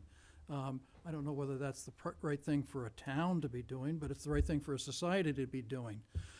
Just as this woman is talking about, and the other lady so eloquently about the issue with the ALS, there are lives that are going to be connected to not having the ALS services. It's going to happen. I met an 18-year-old at an Eagle Scout ceremony who had died and was brought back to life by the ALS. So, I mean, how do you put a value on that? It's a problem. I mean, ideally with the ALS, if instead of having 7 EMTs or 6 EMTs and 2 paramedics at the moment, if we had hired paramedics at the get-go and we had 8 paramedics, then we could run a paramedic service with the 8 people instead of having to hire new paramedics, I think. But that's not where we are, so that we've got a dilemma. And the town, I think, wants and expects an ALS service eventually. The question is, how do we get there? We're in a structural bind because the state is giving us less and less money every year. Governor Baker is making a big point about giving us the same percentage of increase in our state aid, that the revenues go up. The problem is he's not matching that with the school monies, which is where most of our spending is. And so that the amount of our budget that is dependent upon the property tax is just going up every year. It's coming out of our residents' property taxes is where the town is running. So it's just, we're in a structural dilemma. We have a problem because we don't have a tax base where we're gonna have a lot of businesses wanting to locate here. I've given up on running the town off of business revenue, and I've decided that we can actually build housing like Old Village Square that has property taxes that get paid to the tune of like $600,000 a year, and they have 1 school child living in 42 units. And so that we're making probably $500,000 a year profit off of that type of housing. I'm hoping that the housing up near me that the Larkins are building on Hospital Road, as I look at those, will have the same sort of result for the town. And if we can make $500,000 there, and if we do those sorts of housing projects around town, because people do want to live here, and so but that's not to solve the problem this year. And so I guess I just don't have a solution for your problem this year, other than these things are needed, but it's just. So I have the solution to your problem, Tom, just so you know. Oh, thank you. As of tonight, I figured it out. So I think what I'm going to suggest is what we need to focus on is more procedural than substantive at this point. So I'm not going to give you my substantive take on what we should spend on and what not. Thinking to what Scott said earlier, the town meeting is the legislative body of Medfield. And it's all of these things, whether it's ALS, whether it's how much we should spend on the schools, whether it's Parks and Rec, they're all legislative judgments. They're value judgments, all right? In local government, we are sort of the last accountable body of government, right? Federal government can print money all they want and run up $80 trillion in long-term unfunded liabilities, and hey, congratulations, it's great. This year the economy's good. We have to pay our bills. And so it seems to me what we should be doing over the next 5 weeks is to put together a budget and to put together these articles that will enable the town meeting to make a legislative judgment about what they value, what they want to spend money on, and then the taxpayers to decide if they're going to raise their own taxes or not. And so the town meeting can decide, to Gus's point, that we're not going to increase our spending at all, that we're going to find other ways to pay for these things. And we should make sure that the articles are prepared and the motions are prepared in such a way that if that is the legislative judgment of the town meeting, that's their judgment. I think our obligation as the selectmen, as the warrant committee, is to make sure that those decisions are responsible, that there is not a kick the can down the road option. There is not the sort of hidden borrowing that comes from not funding long-term liabilities, right? The only way you can really borrow without paying for it in local government is to run up liabilities you don't pay for. So we see it in our OPEB liability. Over the course of the last 30 years, the town has made promises to its employees that it did not fund. And now we have a $39 million long-term liability. Depending on the particular math, we have not funded our capital adequately for our buildings. So we have run up a long-term liability of capital. To me, those are the kind of decisions that we should strongly urge the town meeting not to make. But apart from that, what I think we ought to do is, the warrant committee has made a recommendation of a 4% increase in the school budget. Taking that number, I think the selectmen should, with respect to the budgets under our control, figure out a balanced budget based on that number, such that anything over that balanced budget that would not require an override will go into Article 45. And so we have to decide, based on the recommendation from Mike, based on the recommendation of the department heads, based on some of the other articles, what is going to go into sort of override articles and what we're going to try to pay for out of the tax levy. So ALS obviously is something that will be an override issue, right? If the town meeting votes in favor of ALS, my view, that's an override question. We're not going to try to squeeze the ALS revenue into the ordinary tax levy, into the operating budgets. It's something new, and so we add it on. So I have a similar view of Parks and Rec. Parks and Rec, that is not something that we should try to squeeze in with the regular operating budget. It's a new building. It's something new. And so if we're going to pay for it, we're going to pay for it outside of the ordinary tax levy. And so I think that our task over the next couple of weeks is to figure out what that looks like. The school committee is going to have to decide what their ultimate budget ask is. And then all of those numbers will go together into that Article 45 to represent, okay, if you don't want to have any sort of an operating override, you can vote these budgets. These budgets are responsible. The roads aren't going to break down. We're not going to have to close schools. We're not going to have to lay off police officers. It's not going to be an irresponsible budget. But this is sort of a non-override budget. You can pass that. And then here is what will happen if you, as the town meeting, make a value judgment about this additional stuff that you want. It goes into Article 45, and then there's an override vote. And just as with any other town meeting, that Article 45 can go up or down based on the debate and the motions and everything else that happens at town meeting. And that way, either path chosen by the voters is a responsible one, right? We're not incurring any long-term liabilities we aren't paying for, and we're making that value judgment at town meeting. And people can understand what they're voting on. They can understand what the trade-offs are. And look, if people vote yes on everything, we will have 5 override votes. We'll have an ALS override vote. We'll have a Park and Rec override vote. We might have a Council on Aging override vote. We'll have an operating override vote. We'll have a capital stabilization. We'll just overrides up and down, right? It'll be another busy day at the center on Ice House Road. But I think that's how we ought to proceed procedurally. I don't think we ought to be necessarily trying to horse trade around any of this stuff. I think we ought to have the departments who are responsible for these budgets tell us, okay, here's how much we can cut. If for the budgets that are the Board of Selectmen budgets, if the department heads want to get together and say, look, here's what we'll put on the chopping block, great, and we'll figure that out.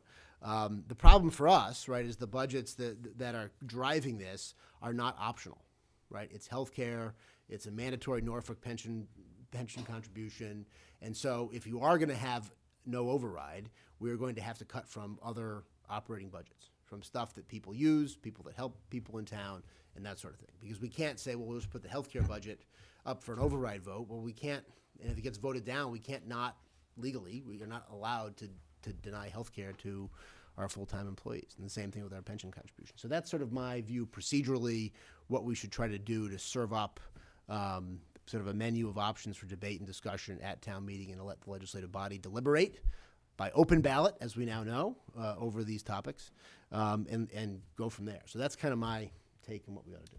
So I have one question for what you said. And it only had to do with trying to figure out whether I've got to get my old warrant committee hat on and get calibrated back into all the budgets or not. The idea that the selectmen would be kind of the final arbiters of what's above the line and what's below the line with regard to a non-override budget, that makes sense. But seems to me that the warrant committee that's been negotiating or discussing with all the departments is the one that's established whatever expectations and agreement they have. So is it the warrant committee coming in with their best guess at a non-override budget that we may not totally accept, that's okay, but as opposed to us hammering out what all those budgets need to be? I guess my perspective would be, they've sort of hammered out their recommendations. The recommendations result in the need for an override. And so if we're gonna push it down below an override amount, it's up for the school committee to figure out with respect to their budget, what they're gonna do. And it's up to us with respect to our budgets that are ultimately under our control to say, all right, these are the ones that will go into Article 45, because the warrant committee where they have come out requires at least $1 million operating override. And so there's no guarantee that the town meeting is going to pass it. And so I think we need to figure out, with respect to the things that we're responsible for, I think it ultimately falls back to us to decide. So a question for the warrant committee or the people here, with what you just heard him say, are you done?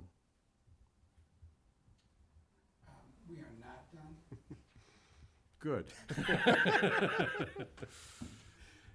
So, you see what the only yeah. issue I have is for us to start getting into budget by budget warrant committee business. If the warrant committee is not done, in my view, done could mean give us the non-override budget that's your best judgment, and not that that's final, we can do what, but I'm just thinking about the work we'd have to do budget by budget if we take it from this point tonight. I mean, I think I would be fine with a recommendation from the warrant committee, recommendation from town departments, recommendation from Boy Scout Troop 89, whomever has a good idea on how to I'll let go Jerry about this. Kazanjian know. You know, whoever, so I think that's a good point, Gus, but I wouldn't mind seeing a return of your spreadsheet at some point, but. I've been looking for that opportunity. We can put it up on the screen for viewers I've at been home at this tempted a point. few times to do it for myself this So I mean, year, but. so to the extent the warrant committee, based on these discussions, and that's a good point, has a proposal saying, here are the budgets we would cut, here's what we would do. I'm sort of starting from the premise that they're recommending a 4% increase for the school committee, and we've got to work around that, and sort of everything else is sort of for us to deal with. And then I think that goes to some of the other articles as well, because there's a decent chunk of that amount is in kind of the additional articles, not just in our operating budget. I'm thinking of, at the individual budget level, the one that sticks in my head, for instance, the inspections. There's been a discussion that's led to something that probably isn't just a nice, spread the 2.5% across. So there's probably been some discussions they've had that are reasonable and prudent, that, like the school for that matter, that have, maybe don't just fit the mold. And it would be better to start from that. The other one, when Mike, you and I were talking, I agree with the point you just made. Things like insurance, there's certain budgets that are not discretionary. And putting a non-discretionary expense on the above-the-line override, I don't even know what that means. So there may be a little bit of massaging around that as well. Is that helpful, Tom? 13 days. Is that helpful to you, or do you want more help or less help? Different money. kind of help? More money. Right, 13 days. 13 days. We're going to recuse ourselves and get working on this right now. Okay, Thank you. thank you. You're going to come in on Monday? 13 days. Oh, your numbers, okay. And you'll be back here on the 10th. All right. So we should probably schedule a meeting on the 10th then, sounds like. Thank you very much. Thank you. Thank you. Thank you. All right, so we have we have a menu of discussion options at this point. We've got the Medfield State Hospital discussion, we've got the financial procedures and capital policy, continued discussion of Lot 3, which I think we ought to do at the end, and then continue assignment of 2018 annual town meeting warrant articles. I mean, since we were just talking about the overrides and the other issues, Gus and Pete, I don't know if you want to take up the financial procedures and capital policy again, based on the revisions that I sent around. And get any reactions to that. Because, I mean, obviously, Mike described that his recommendations, I mean, I don't think the Board of Selectmen has not yet voted to recommend the override for the capital stabilization yet, based on the discussions we've had. I don't think Mike suggested otherwise, but why don't we take up that discussion, since it's consistent with what we've been talking about already? You want to start, Pete? I had 2 reactions to your latest draft. Thank you for doing that, Mike. One was you had a mandate that we would not go below 2.5% reserves. I guess I wouldn't do that as an absolute mandate. I would set that as a goal, obvious. I mean, our goal is to have a 10% reserves, and to not go below 2.5, but I wouldn't make it absolute that we couldn't go below 2.5 if things really hit the fan.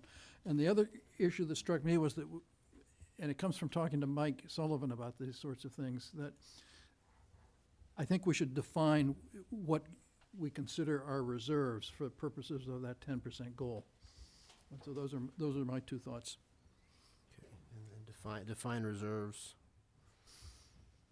All right, and then non-mandatory 2.5%.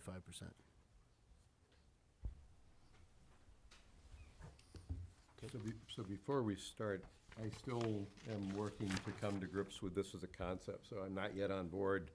And for those who care, because this is an operating override and it's a persistent $1 million override being driven by an immediate $1 million expense that's not recurring, I find myself wrestling with, is it the funding for the feasibility plan that we're funding, or is that the lever to get into an operating override?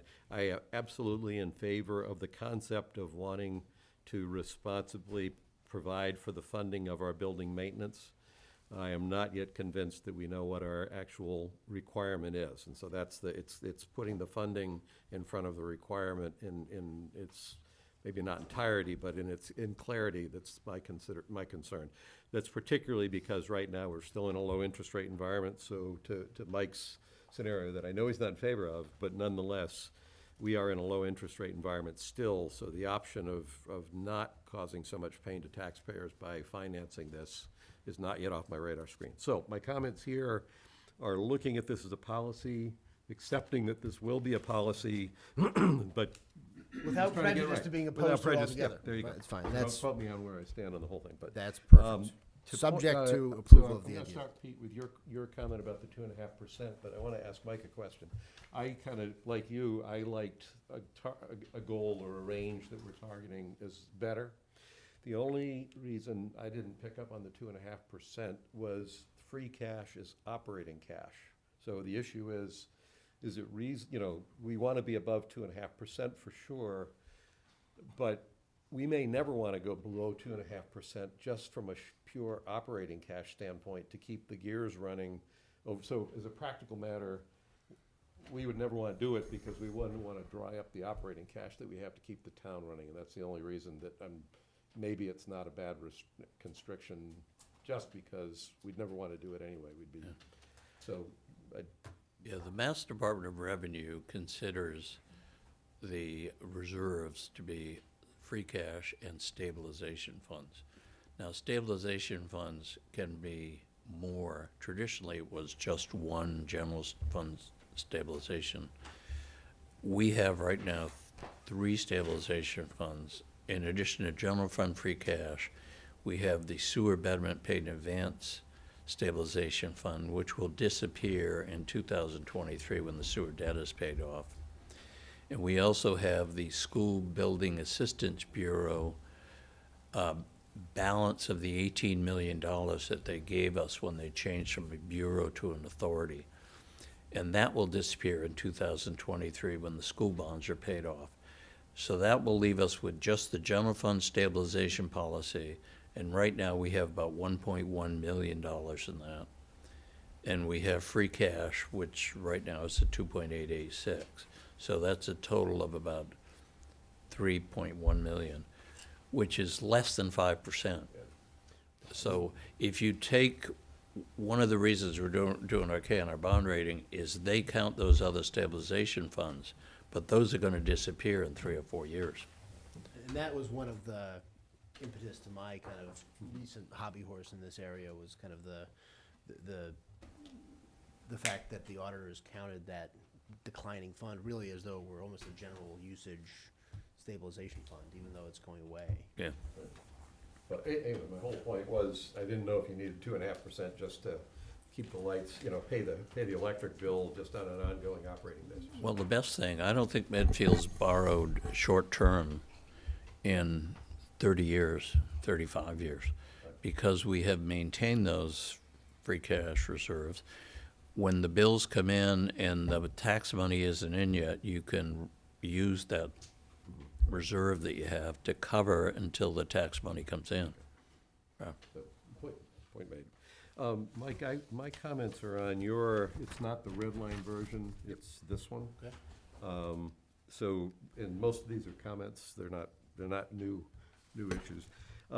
That's good. On your, yeah. I'm glad I haven't yeah, created I more know. problems for I myself. figured you'd in like the that. past. That's The good. one point, and this is just, from having read your previous draft, I had a picture that formed in my mind, and I'm not sure it was a picture that you had in your mind when you wrote the draft, but on the first page, the change that you made at the bottom of the first page around the capital budget committee, the comment I'd made earlier in the first point this was not exactly what I had in mind. What I was thinking you were setting up was for the capital budget committee, if a department acquires a piece of capital equipment, in order for that you have this process that says you have to get, if you want this capital budgeting process to support that piece of capital equipment, you have to get it added to the capital budgeting process list. And I saw that as a control, so that if a department just went off and bought a piece of capital equipment, and not to pick on the schools here, but for instance, the turf field, I'm using it as an illustration everybody will know.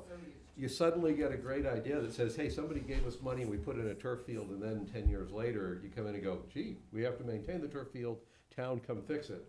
My point is, that's not the way we should do business. If you want the piece of capital equipment to be accommodated in this capital planning process, you gotta get that piece of capital equipment added to the list. So I was looking, I put down here, more like the way we accept roads. And so I was seeing it as being a more structural thing for controls, and my biggest concern is information systems.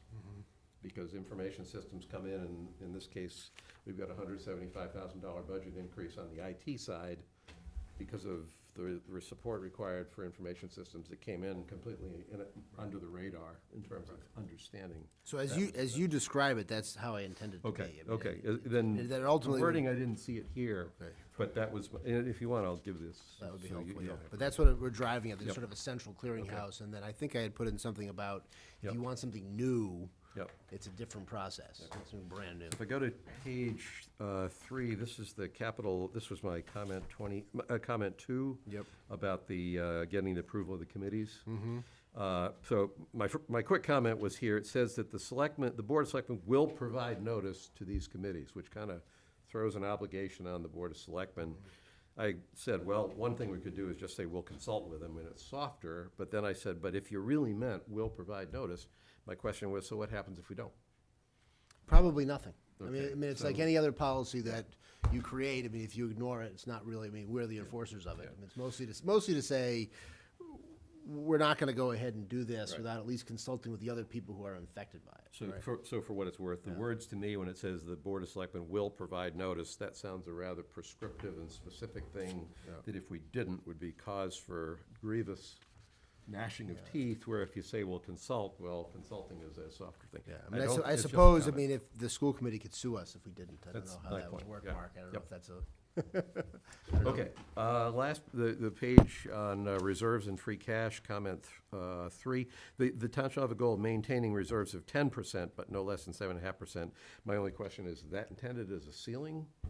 No, Okay. but I mean, I think the comment that I got both from you and Pete was that it should be less Okay. absolute and more Okay. aspirational. And so I was trying to be aspirational with numbers, but Okay, it could be okay. anywhere else. I I'm mean, just asking, and then, so it's not a ceiling. It No. says if we, at some point, decide we want to put more in the storeroom, we can. And then this is a semantic thing, but it says, but no less than 7.5% of its annual expenditures. So we use the word annual expenditures in that column, and then farther down on the, where was it? It's the next one down. There's another place, got to find it now. The third paragraph. The town shall maintain a free cash balance equal to at least 2.5% of its total annual expenditure. So basically, the question I'm raising is, do we actually know what we mean when we say annual expenditures? So I knew what I meant, although I don't know that it necessarily was clear. I mean, essentially to include things like debt payments, sort of all of our annual obligations. And so, So do we work it off the budget? Yeah, What I'm getting yeah, at I mean, is I would the work it- annual budget. yeah, I rather was than working it expenditure. off the bottom line number.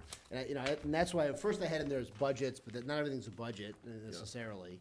Kind of the total bottom line spending regardless of source. Okay. So in other words, the idea is the reserves is designed to be there in case some of the sources dry up or decline or Right. otherwise.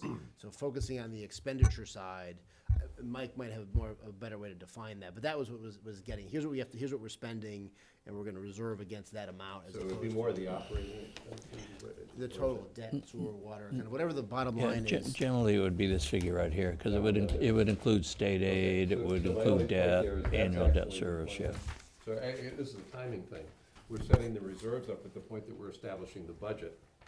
So I would think that should be what we use is the budgeted expenditure budget, as opposed to, gee, I wonder, let's wait and see how much we spend and then we'll know. So Yeah. it's minor.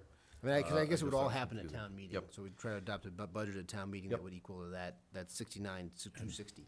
Okay. in this.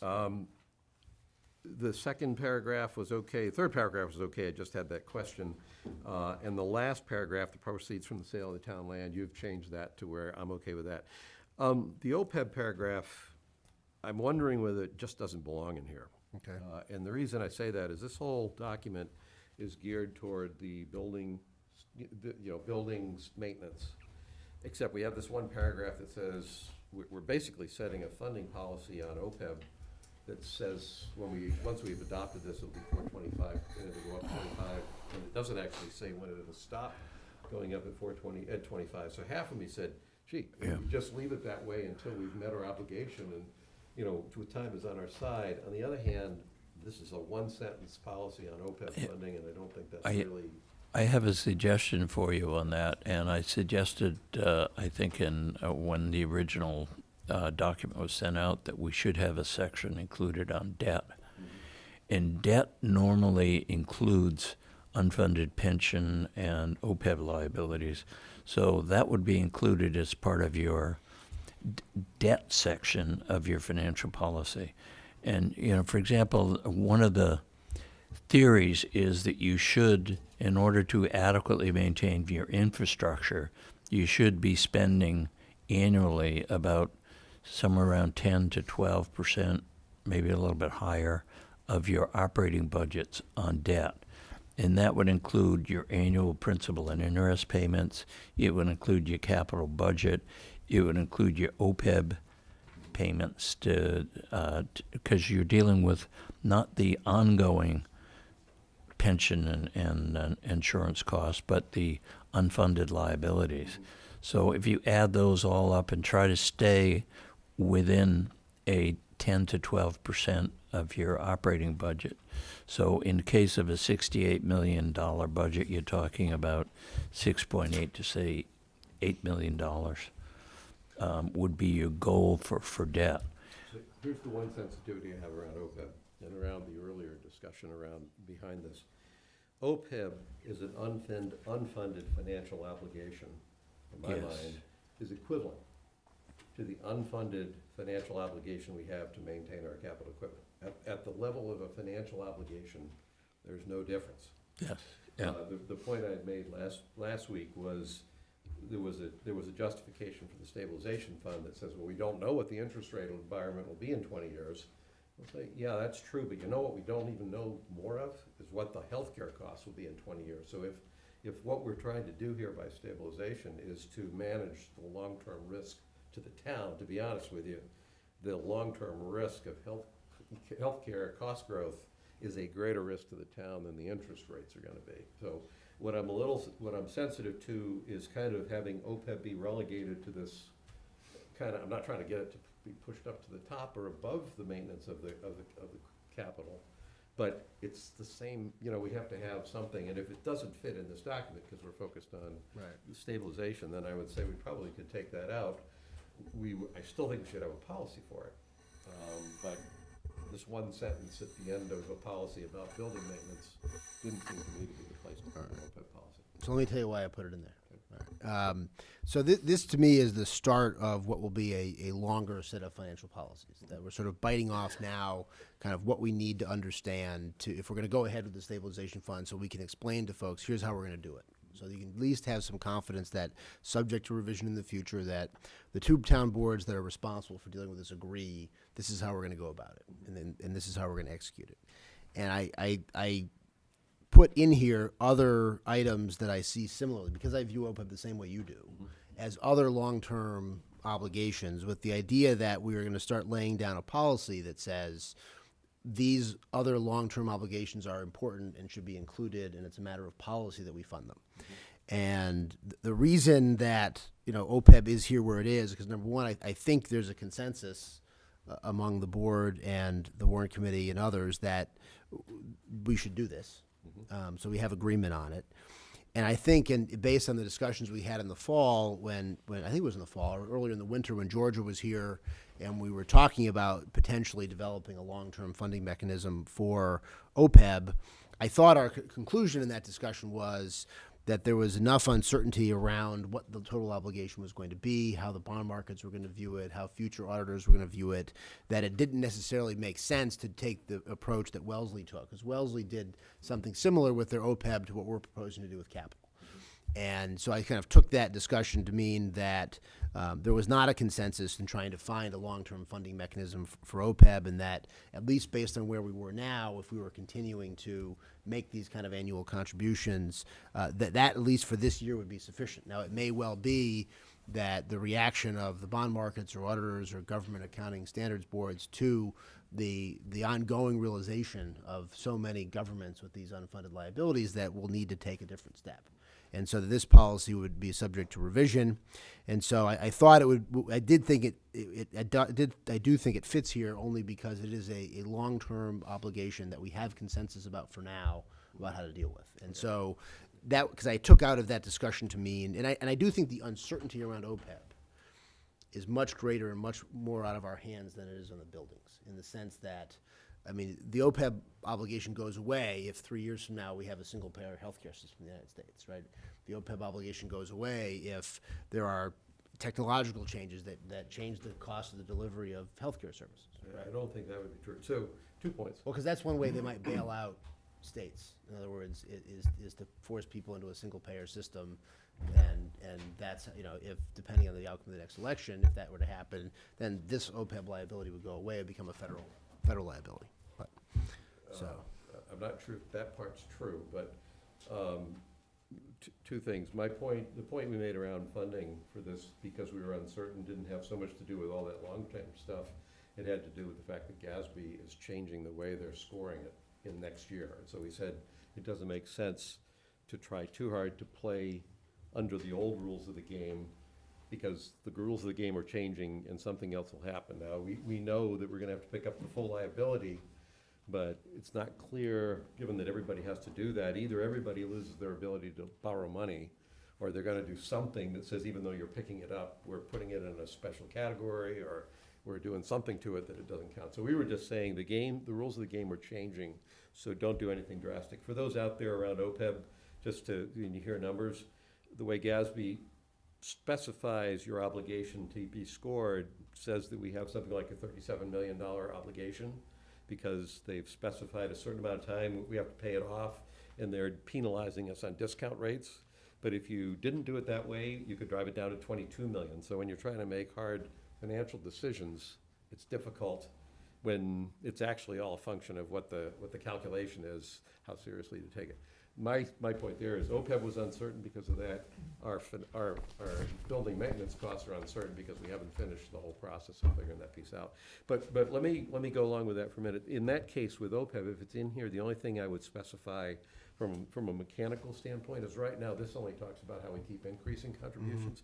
We should specify a condition at which point we are no longer increasing contributions, and that will, because I don't know how they're scoring it, it would have been at the point that our contribution matched the annual required contribution under the old game.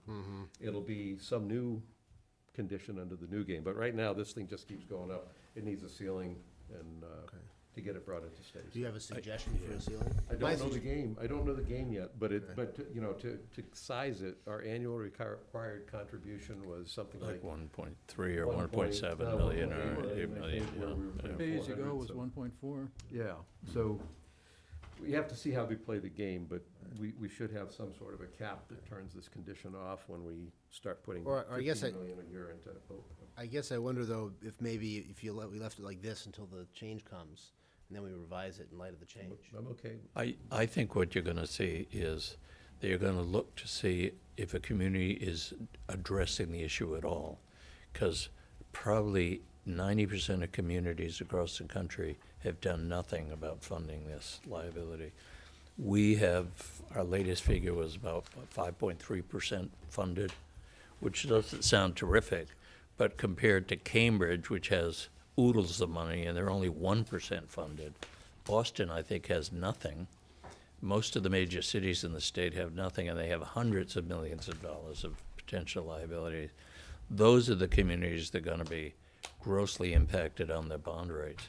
I think because we have set some money aside, we have set up a trust, we are investing it, I think they will look at it and say, okay, they're not in great shape, but they're in way better shape than most cities and towns. This is the old joke of the two guys running from the bear. Yes. Well, Okay, so those are the comments. I actually had a question about OPEB, because I was looking at the actuarial study today, and that pay-as-you-go is the 1.4 million. We're putting in 400,000, so that, to me, that seems like we're getting $1 million further behind every year, but I guess part of that million is money that we're actually paying for current year health insurance yes, for retirees. yes, for so that- retirees, yeah. Do we know how much that we're actually paying per year of that million? It's in that report, I'd have to dig it out, but, you know, it's. This is the hard part under the old game, so right, as of the straight numbers last year, we had like a 1.8 million that we were supposed to contribute, and instead we contributed 400K as a contribution, and we paid off 1.4 million of the obligation that we had. So it was like by paying the pay-as-you-go in the current, you're taking off the obligation that they've been calculating it on. So you take what you paid, you add to, you take what they credited you for having paid, which was less than we paid. We actually paid like 900,000, but we get credit by the actuaries on 1.4 million, because that's how much of the obligation we retired that year. So what that tells you is even the calculation of what the obligation is based on our actual experience is overestimated. Yeah, Because okay. they have to keep making these annual adjustments, which is what makes it so hard to figure out what the number ought to be. And there are other assumptions in there, like how old, what's the average age when people are gonna die? What percentage of our employees will take insurance? One of the things, we were $48 million, our OPEB liability, when the state required any employee who was eligible for Medicare, either on their own or through their spouse, to go on a Medicare plan. That dropped our liability considerably. Setting up the trust fund dropped our liability considerably. So we're down to 39 million. We only have two and a half, maybe almost $3 million set aside. So how do we go from 48 million unfunded liability to 39 million unfunded liability? Because 27 million or whatever the number was, if you take 30 Yes. years to close the gap instead of 22 years to close the gap. yes, I mean, it's one of these board games where, you know, it's like a chess game. If you go this way, when you do one thing. If you go that way, it does another. If we were I think it's good to do what we're doing here, but if we were looking for a policy based on what we did with the ALS study, with Christine talking to the actuaries basically tell us our average long-term OPEB and pension liability is about $5,000 per person. If we had a policy that said every new hire in this town, but for every new hire in this town, we add 5,000 to that 400K contribution, we would be basically creating, based on the actuary's estimate, we would be creating the cash flow that would be fully taking care of the new hires as we go along, and over time, we would increment our way out of the situation. Right. Well, I mean, I think we should discuss, because as we've talked about before, I mean, I think there's an argument for saying that should be part of any department's personnel budget. That you hire somebody new, you have to include their salary, and you have to include an additional OPEB contribution. I would, Well, you'll see that see a with lot- ALS, 'cause Yeah, we did. see a lot to recommend that kind of approach. So, anything else on the policy, Pete? Nope. So it sounds like pending the overall substantive issue, we're close on how we're gonna do it, and then I'll work with Jessica and Chris on getting the school committee comments on it and all of that. Teresa? Yeah, Mike, I just have a general question. So with this stabilization fund, all the existing capital that we already have in town automatically roll into this for the capital committee to review, or you're saying it's only new items? No, it would just really be for buildings. And so, I mean, yeah, and so the capital budget committee, instead of sort of really having an annual process of dividing up a set amount of money, would move to more of a 5-year perspective budget that has to identify not only what we're going to spend, but where the money's going to come from over that 5-year period. And then part of that capital budget would be funded from the capital stabilization fund to the extent it pertains to buildings. So this would free up, because we have some other areas of potential underfunding in capital as well. So this would free up some of our existing capital spending to focus on things like roads and other places where we probably should spend a little bit more, because we're already spending some amount of that existing tax levy supported capital budget on buildings. Not nearly enough, but a small amount. All right, so I think we're done with that, and we'll move on to Medfield State Hospital. So Gus, you had raised at our last meeting that we should move on from our discussions about Lot 3, and then one of the things you wanted to move on to was figuring out sort of how to bring the ship back into port, I guess, with respect to Medfield State Hospital. So I gave you guys both my notes on just some thoughts that I had, but I want to throw it to Pete and to Gus to get your thoughts and input on what we might do. And I'll start here with third member, Pete Peterson. Why don't you start with Mr. okay, Murphy, I'll because he start might have with something to clerk. say. Gus Murby. So first, my general comment about what we do next, I think is a topic that we ought to bring up after the town meeting, just because we have a lot of things on our plate. And we have several members of the State Hospital Master Planning Committee here, and so I'll invite you to jump in to challenge, elaborate on, or do whatever you want. So let me give you my assessment. As you know, the current plans are for the special town meeting to take place in the fall. Also, as at least these guys know, I've been consistently moving to not allow a 4th year of state hospital master planning. At the same time, because I think that we need to get on to state hospital master development. So the tricky part with the master planning committee is that the master plan and the zoning that goes along with the master plan, which may or may not be accepted by the voters, at best is something that will be put on the table in the fall. And if we just simply say, yeah, that's the next step, then what that means is that Medfield is gonna sit dead in the water on the state hospital from now until 6 months, 8 months from now, to see if something happens. And if that committee were to say, gee, I think it's the spring instead, then we would go even a year. So the tricky part is, how do we actually move ahead in the absence of having a fully vetted and accepted master plan to do some constructive things? One point I'd make is that I think the basic concept of the master plan as a mixed-use piece of property is a picture which has been consistently portrayed by people since before we bought the property, and we had the Saturday afternoon workshop at the center. So even though the diagram may change, the basic message every time we go through the drill is a mixed-use property. So in terms of getting that piece, I think we're not gonna go create Disneyland there or something different. It's gonna be something that looks like that. I think the selectmen, our first task is gonna be to figure out what is the committee or the body that picks the ball up after, and I'm suggesting after town meeting, to carry this forward. I've only quickly looked at your notes, Mike. One thing I would like us to seriously take a look at is to bring in some real estate development consultants that can help us get to a master developer.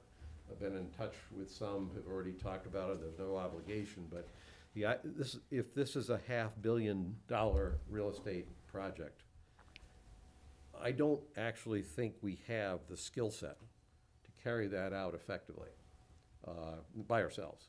And so I think that we need to take a look at how do we start to bring in the voice of commercial developers. I understand lots of people will be worried that as soon as you do that, the commercial developers are going to want to increase the housing densities because that's how they make money. I did like the idea that came out of the master planning committee of the idea that what this town really needs is a public-private partnership, so that this is not just a straight transactional sale, but it's a collaboration between a qualified real estate developer and the town to figure out the best way forward, recognizing that our goal is not to maximize the profit of that piece of property. Our goal, if anything, is to maximize the achievement of town goals and to do so in a fiscally responsible way that may not just throw lots of profit. So that's kind of where I'm at on that, and I actually think the next step for us is first to figure out what that body should be going forward. And then I do think we should take a good hard look at seeing if we can bring in a commercial perspective that will probably tell us some things we don't want to hear, and probably have to back off some things that they'd like to see because of what we want. Maybe there's no way to work out a partnership, but I think in order to start this thing moving forward, that's what we need to do. I think you commented in the summary from the last meeting about my talking about the land south of Hospital Road. This is real pragmatic. It's like, if that's not part of the critical, that's not in the core of this dilemma, figuring out what to do with the campus. So if we have a way to begin to move ahead, to take this property we've been sitting on for more than 3 years and use some of it in a productive way, I'd like to see us explore doing that. And I don't think that would point us in a direction that contradicts the general sentiment, at least, of the master planning committee. So, Pete? Well, I guess my idea has been to watch and wait for the master planning committee to come through with their recommendations. And so I guess that's been my whole focus, to see what's gonna come from that. I have a concern whether it's gonna be marketable, whatever the town desires are, is really gonna work in the real financial world of real estate development. And so that I guess I like Gus's idea of somehow touching base with people who are real estate financial professionals. I often think that the greatest thing that I can lend to people in the legal world is my gut reaction to things from having done it for 40 years. And I think real estate professionals probably could share that type of gut reaction with us about what's really feasible and doable at a place like the state hospital, just by seeing what's there. And I don't know how you fold that into the process that's going forward. I think we want to let that process happen and then see what the town's reaction to it is. And I'm hoping that the town will like it. The other point I'd make, looking at our experience with the Hinckley property, we thought, at least I thought, we were gonna have a project going, we were gonna go into the town meeting telling all the seniors with their citizen petitions, don't worry, we got it, the project's gonna start in June, and as soon as you start the ball rolling, you suddenly realize all the reasons why you can't move that fast, and there's prerequisites, and that there's a piece of me that says, even without an approved vision, or without an approved master plan and approved zoning, getting this ball rolling is gonna present us with a whole bunch of things we didn't know were there, that are gonna take 6 to 8 to 9 months to figure out, that are not gonna be, they're not gonna actually have an impact on the master plan. They're gonna be the things that we figure out we gotta get put in place in order to make this all work. So it's the impatience with not moving is driving my car. All right. So I mean, how would that work, though? I mean, would those be people who would be additional consultants and assistants to the master planning committee, or would this be sort of a parallel process of vetting? No, I think it would be the successor to the master planning committee. The question is, first off, I'm not automatically saying that no one on the master planning committee would be allowed on that committee. And secondly, there's some sort of transition that has to happen between the work that the master planning committee has done to date and that they're continuing to do, to get that knowledge transferred over to I keep calling it development committee because I don't know what else to call it, but the people that are, so that, I don't see it as a, lights go off on the master planning committee room on Thursday and they turn on the development committee room on Friday. I think we have to figure that piece of it out. Because I don't think we're contradicting the general, at least the general direction of the master plan, where we may wind up with different in terms of specific numbers and stuff like that. Right. So I guess I wonder though how that development committee can do that much useful stuff before the town has decided on the master plan. I mean, because if you start this development committee, you bring in all these commercial real estate folks, and they are doing whatever else they're doing, and then we have a special town meeting on the master plan, and then people vote no. They say, you know what, we're wait and see what the town's gonna do. yeah. first. That's my concern with that. So if a master plan is voted down, to me, that doesn't automatically say, well, I guess we don't do anything with the property. I agree. I think that probably means we even more so would need a professional developer to come in and help us figure out how we could partition that property to offer options for the town piece by piece. I don't think that's, from the developers I've talked to, that's not the ideal way to do it. But I think, if it really came where the town, you'd need to know why they said no. Right. Because if it's that, well, I like a master plan, but I don't like that you colored the buildings on the top yellow, and I just vote against yellow buildings, well, then we do a different graphic. But it's, the alternative is you do nothing, you find out whether you get a yes or a no at a special town meeting, and then we have this conversation a year from now. Right. No, I'm not saying we shouldn't do it. And so let me just outline kind of where I've kind of landed on this, and this is more from stepping back and looking at this from the big picture, and kind of looking at the overall direction of the master plan. And I have no objection to it in the sense that if what we want to do is we want to develop, we want a $500 million development, it looks like a pretty good one. My concern is I'm not convinced at all that, and as I read through sort of Kathy's summaries with staffing up, and this is what's going to happen in this period, and this is what's going to happen in that period, that on the implementation side of a $500 million development or a public-private partnership, I'm not convinced that the government of the 12,000 people town of Medfield has the extra capacity to do that. And I think I'm convinced that we don't. yeah, and so starting from that kind of premise, that I just don't, we don't have the existing staff to do it. Not that they don't have the talent to do it, but they don't have the time to do it, right? I mean, the people we have who work for us, who are terrific, don't have extra time to become essentially the overseer of a $500 million development. And any way you look at it, whether it's a public-private partnership, whether it's some sort of phased implementation of a $500 million master plan, I mean, the town will have to take on a very significant role. That unless you are just selling a zoned piece of property with an agreement to implement a master plan, there's going to be a significant oversight role from the town. And in thinking about not just this year with the budget, but thinking about our sort of structural budget issues, because all of the money things that are coming up this year, it's not really a function of this year. It's just that a couple of things have happened that have brought to light our structural issues, right? The basic fact that the cost of providing services at the same level, it keeps going up, right? And keeps going up higher than maybe the taxes that people want to pay, but certainly the higher than the taxes that people are able to pay without an override vote. And so in looking at that and looking at the overall town priorities, I have a hard time wrapping my head around the notion that a major priority for the town is hiring enough people to really be the overseer of a development of this size, of all these buildings, at this time.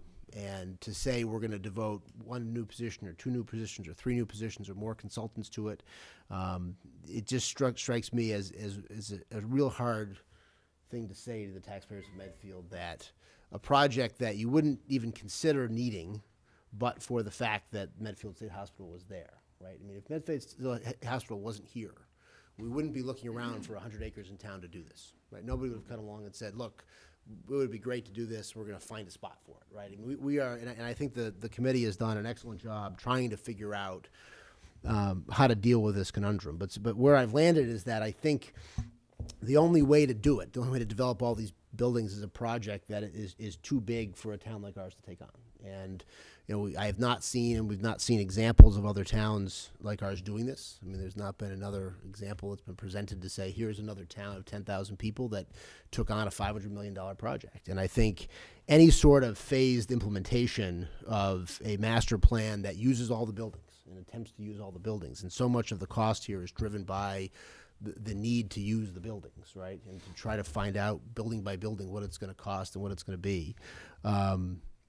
I think the implementation risk is so great that even if this is the platonic form of the master plan you could have for this, that it could fall apart on the implementation side. And if we are doing a phased development, which is the recommendation, we essentially as a town become the developer of the property. And we become, whether it's through an oversight committee, whether it's through hiring 3 new employees to do it, we effectively are the developer of the property because the town is the one that's sort of making the decisions about what's going to come next, what are we going to do now, how are we going to evaluate this. And so where I kind of came out was to say, tentatively, and subject to comment and further discussion, is that we ought not go ahead with a $500 million master plan now.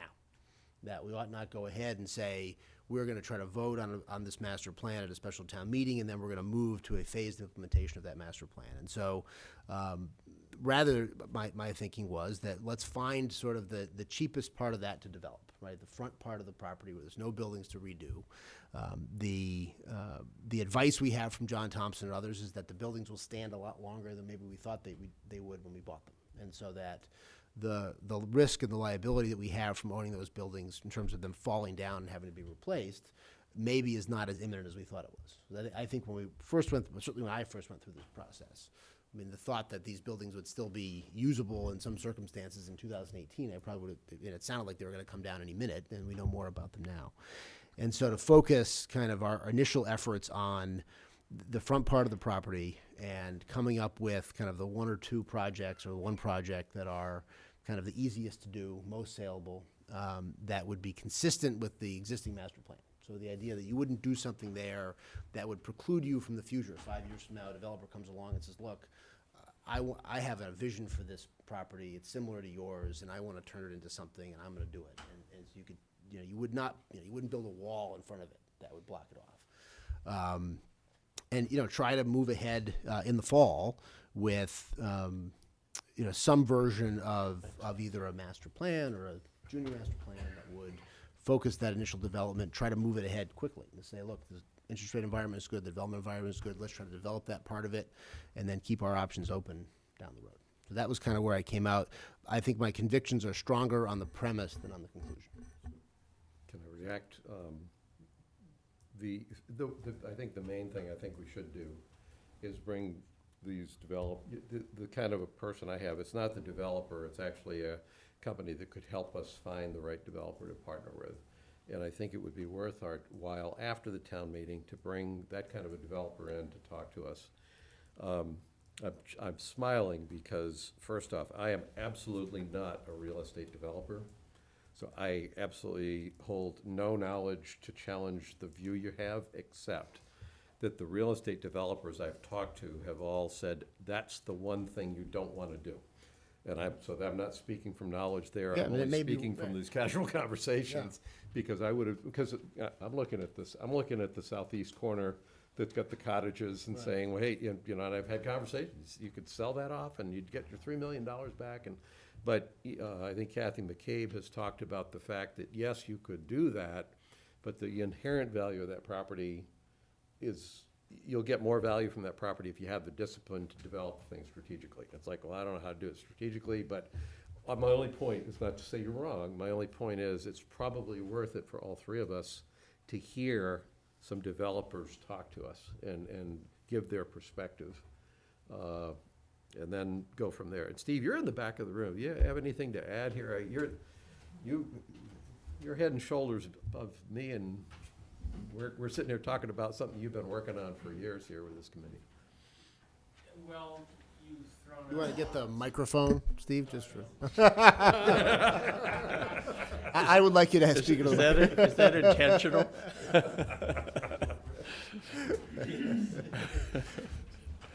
You've thrown out a lot, and I guess it's sort of, it would take a while to go through everything. I guess the testing the proposition with developers, I think, is an excellent idea, and we have been had our developers roundtable early in the process, and I think we could benefit from, now that we have our plan more or less cooked and we're getting pretty close making some final decisions, to have that plan vetted again now that we have more time before a fall town meeting, as opposed to the rush to do a June town meeting, which was where we were, a month or so ago. So I think that would be a big benefit, because I know a lot of people, including the Warrant Committee, have raised issues about, well, is this enough? I mean, we face a huge tug and pull here between a lot of people's desire not to overly develop that, and the other side of the coin, which is kind of the Warrant Committee's point of view, which is that we want to make sure it's dense enough to make a developer really want to charge in there and do it. So that's a pretty fine line, because there are a lot of people who think we've already tipped the balance towards too much density. So when you talk about if this was going to fail at town meeting, I would predict that the reason it might fail would be people thought we were trying to do too much, not too little. At the same time, if you meet with the development community, you'll probably hear what you predicted, Gus, which is you should do more to make this really profitable. And that's a lot of that hinges on the huge infrastructure costs up there, which at the time we bought it, I don't think we fully appreciated what it was going to cost, $2 million pump stations and redoing all the utilities up there and everything. So, that's a big nut to swallow. So that puts a lot of pressure on the plan, which is difficult. So I think testing that out with developers would be a great idea. We focus a lot on what the ultimate plan would look like, but we haven't had a discussion in great depth about how to break it out in phases and what that would look like, and whether we would even do phases, because I think there's quite a number of people who feel like we might hold a few buildings in reserve, like the core cultural facilities, because we really want to do that, allow Jean's group to really tackle that. And there are a few outlying buildings which are commercial, which, as Kathy McCabe says, those are probably a little further down the road once you get some activation of the site with some residential development. So as a town, you might say, well, let's hold those commercial buildings on the side back. Let's hold the core cultural things back and dispose of the rest, basically, to a master developer. So maybe that is what you would call phased, but maybe it's more like you're disposing of the bulk of it and keeping back strategic parts. So those are the kind of conversations that we're supposed to be having in the next week or so, next meeting or two, in order to kind of get some more meat on those bones about what a phased plan would really mean. So I agree there's a lot to think about there. And the other thing I agree is when I sit through the meeting talking about all the demands on the town's budget, we're just off in our little world, and we're acutely aware of the need to not overstress the town budget, but almost any one of these scenarios involves a pretty significant expenditure up front by, hiring staff or hiring lawyers or whatever to get the plan moving, hire somebody to prepare RFPs and everything. So there'll be some, not huge, not maybe several millions, but maybe up to $1 million or $2 million of upfront money over a couple of years before any tax revenue starts coming out at the other end of the pipeline. So that's going to be a real challenge. I think, Mike, that's part of what you're alluding to, and not wanting to jump headlong into this and staff up and everything, because that'll put a real strain on budgets. So, we're aware of that too, and so we're trying to do that balancing act. But the timing, ultimately, it may look like a great NPV for the town long term, but short term, it may cause some real pain. So that's another thing I think that really needs to be looked at. So. I don't have a lot of answers to what you're saying, but at Well, the least. key for me, I have to admit, I go back, we've done 3 years of master planning on what was originally intended to be a one-year task, and I find myself saying, some of this master planning we could have been doing a year before we ever bought the property, given what we were doing over these 3 years. And so part of where my plea is here is that just because the special town meeting happens in the fall doesn't mean that we don't have work to do to figure out what our strategy for proceeding with development is. Not that we're spending the money, not that we're necessarily hiring anybody, but that we have preparatory work we could be doing around how we actually think we would move forward with this. And at some point, that comes together with a special town meeting that gives whatever the result is, and then we have a decision to make on how we move ahead, as opposed to do nothing and wait until this next step in the sequence, and then we sit And down and gear say, up we want again. to talk about what we're going to do now. So that's where I'm coming from. I agree with that, 100%. Yep. Okay. We have to have those discussions as well. But Thank you. thank you. All right. Anything else? Anybody else on Medfield State Hospital? Teresa? I'll chime in as well, because just like, there's definitely a staffing in this implementation. And, at our next meeting, it's just a topic we didn't get to last night. And so I would encourage that. I mean, Kathy McCabe and her team is definitely coming with a significant amount of experience. And if you're thinking about a transition of to that next implementation committee or something, I'm glad you're talking about that, because they should be part of these conversations in these last few months of this existing committee. That's all. Is a thought. Because that's where a lot of the knowledge is. Anything else? All right. We'll push lot 3 off to the end, just before the executive session. Continue assignment of 2018 annual town meeting warrant articles. I don't think there's anything for us to do on that.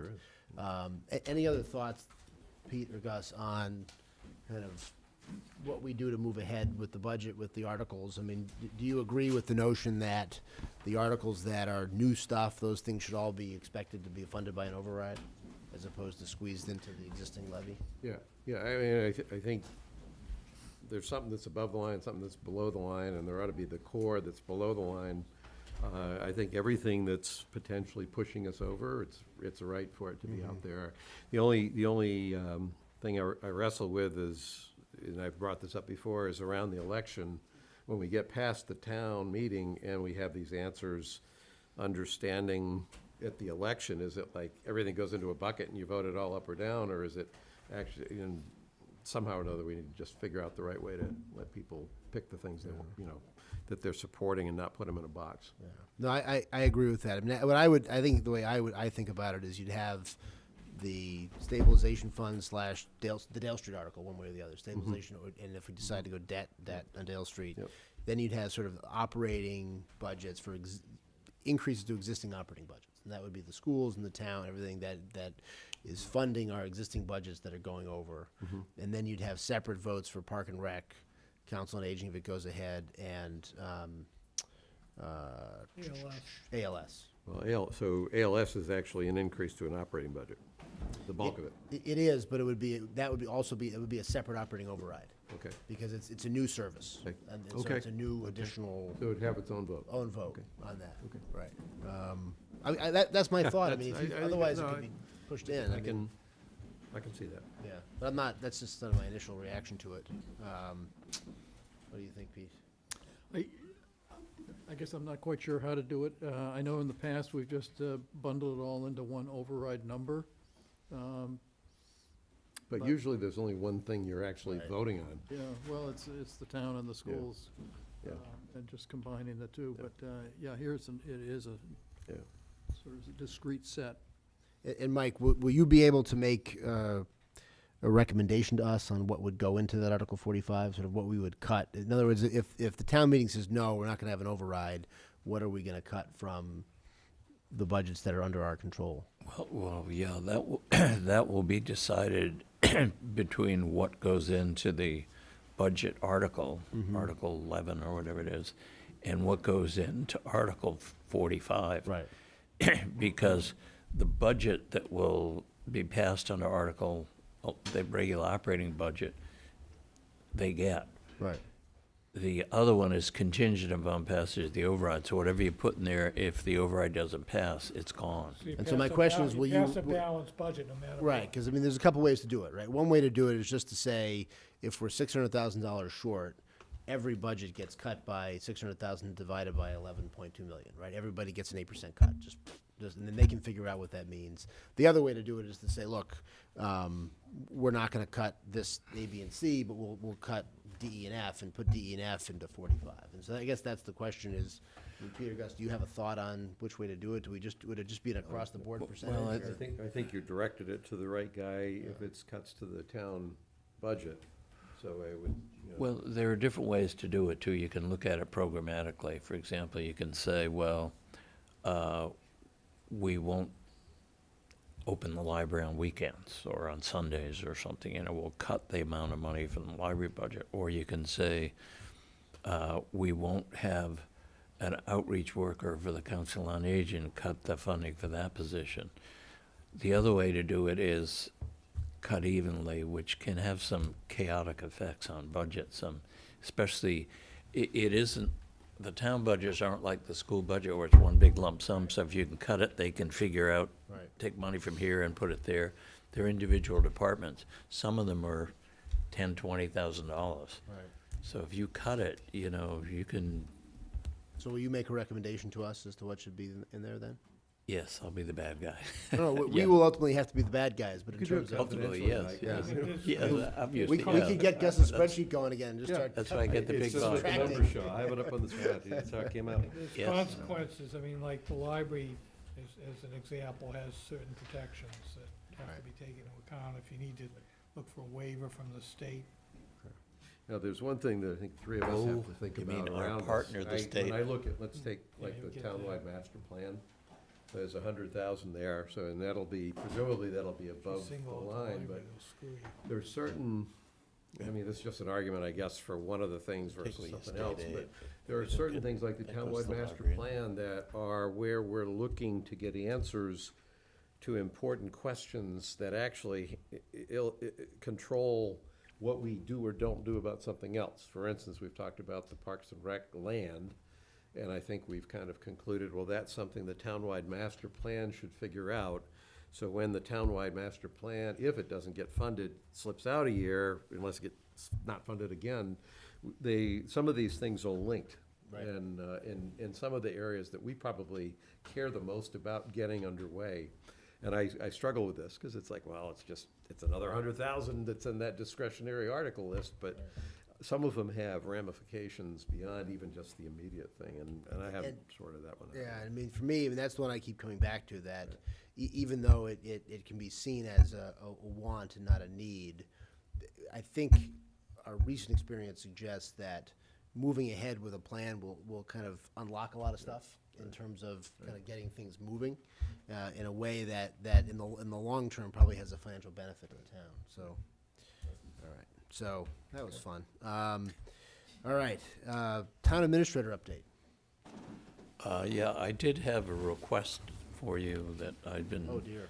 asked to That's a note. lot of requests. Russ Hallisey called Evelyn this afternoon and asked if the Board of Selectmen would authorize New Life to put up a banner advertising a 5K road race across 109.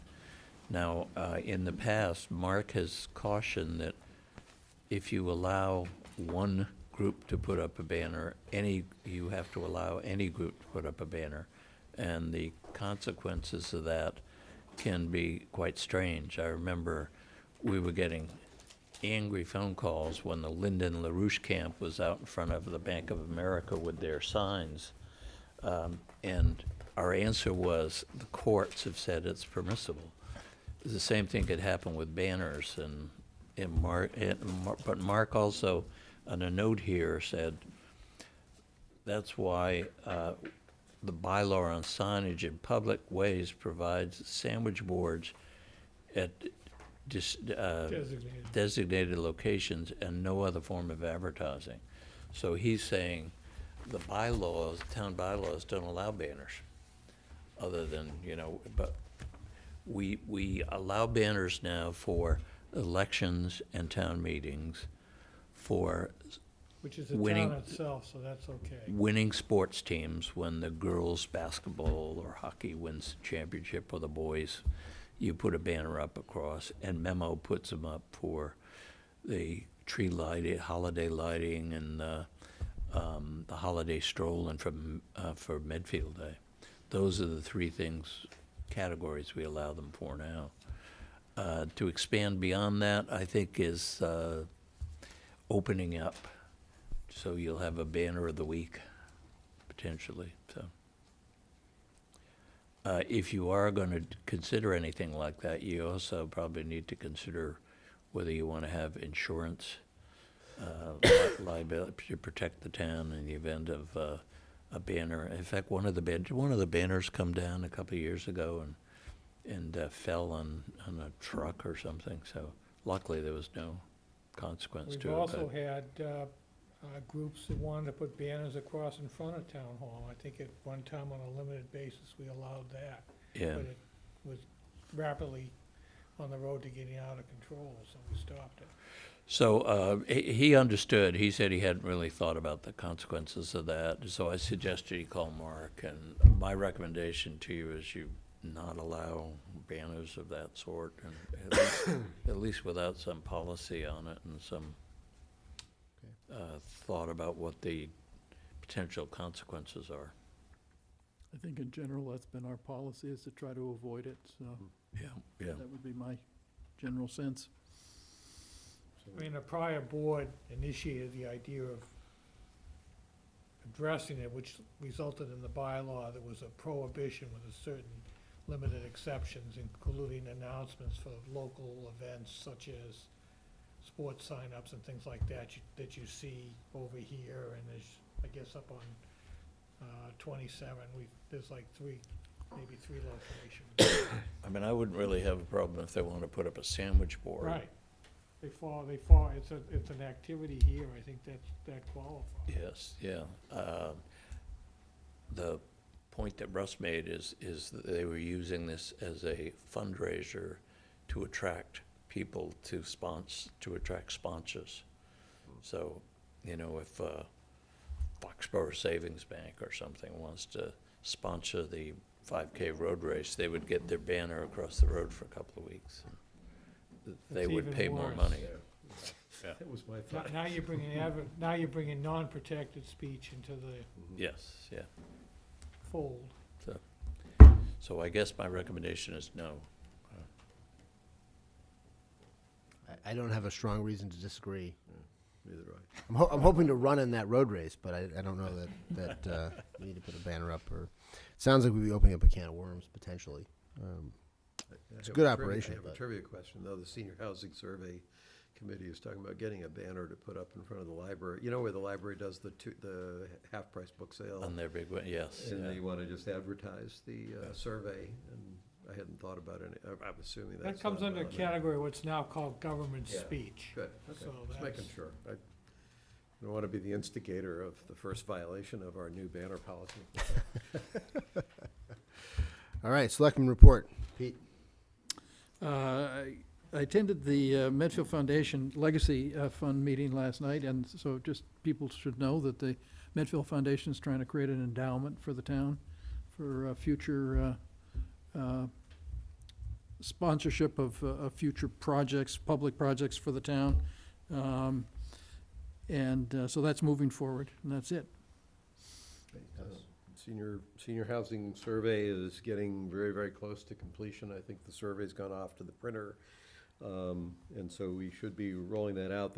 The timing was to avoid, basically wait for the end of the spring school break so that people that might not be here will be around, which put in targeting like a 2-week response time.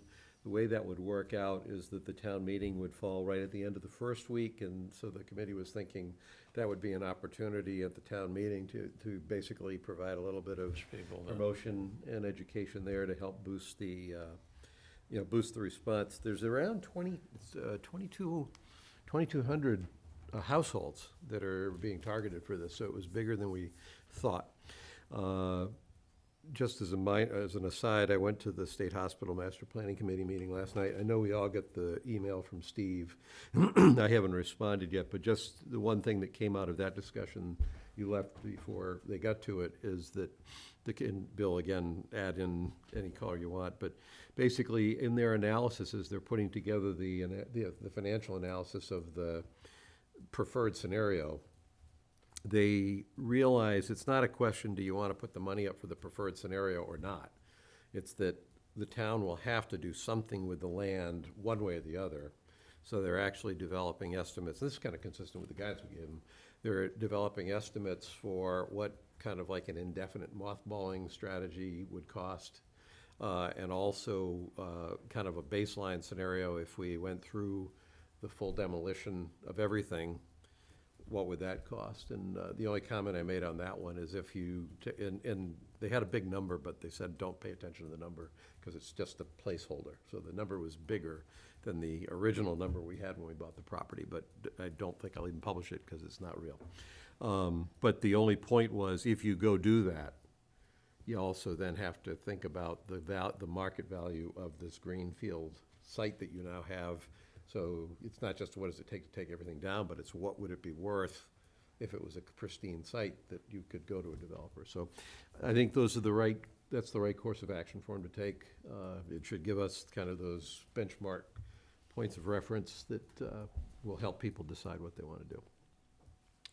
Thank you. I think that's it. So last Thursday, the Affordable Housing Trust Board of Trustees had our 4th or 5th meeting with respect to John Kelly's proposed 36-unit affordable development at 41 Dale Street, Medfield Green.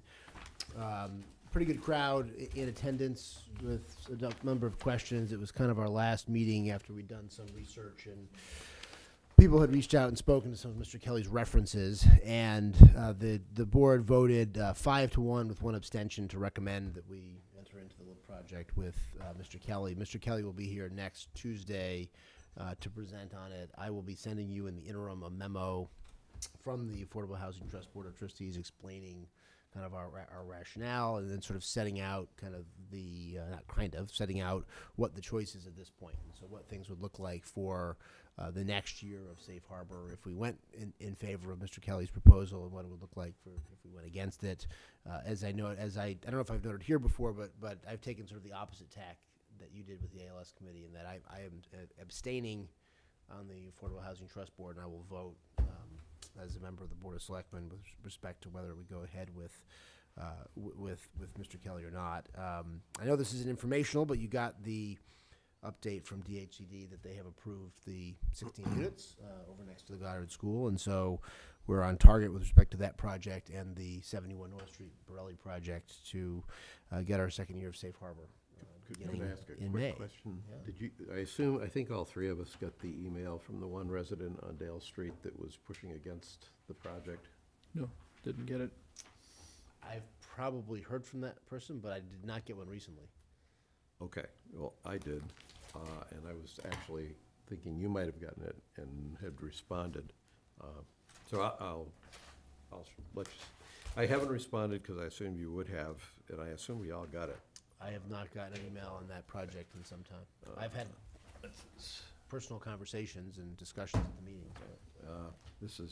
So my point was, I'll be happy to respond, but I was thinking if you had responded, that I would acknowledge receipt, but defer to your response. I have not responded. Okay. Ms. Sullivan has been at all of our meetings. Okay. So Then I'll go ahead and respond. go ahead and Okay.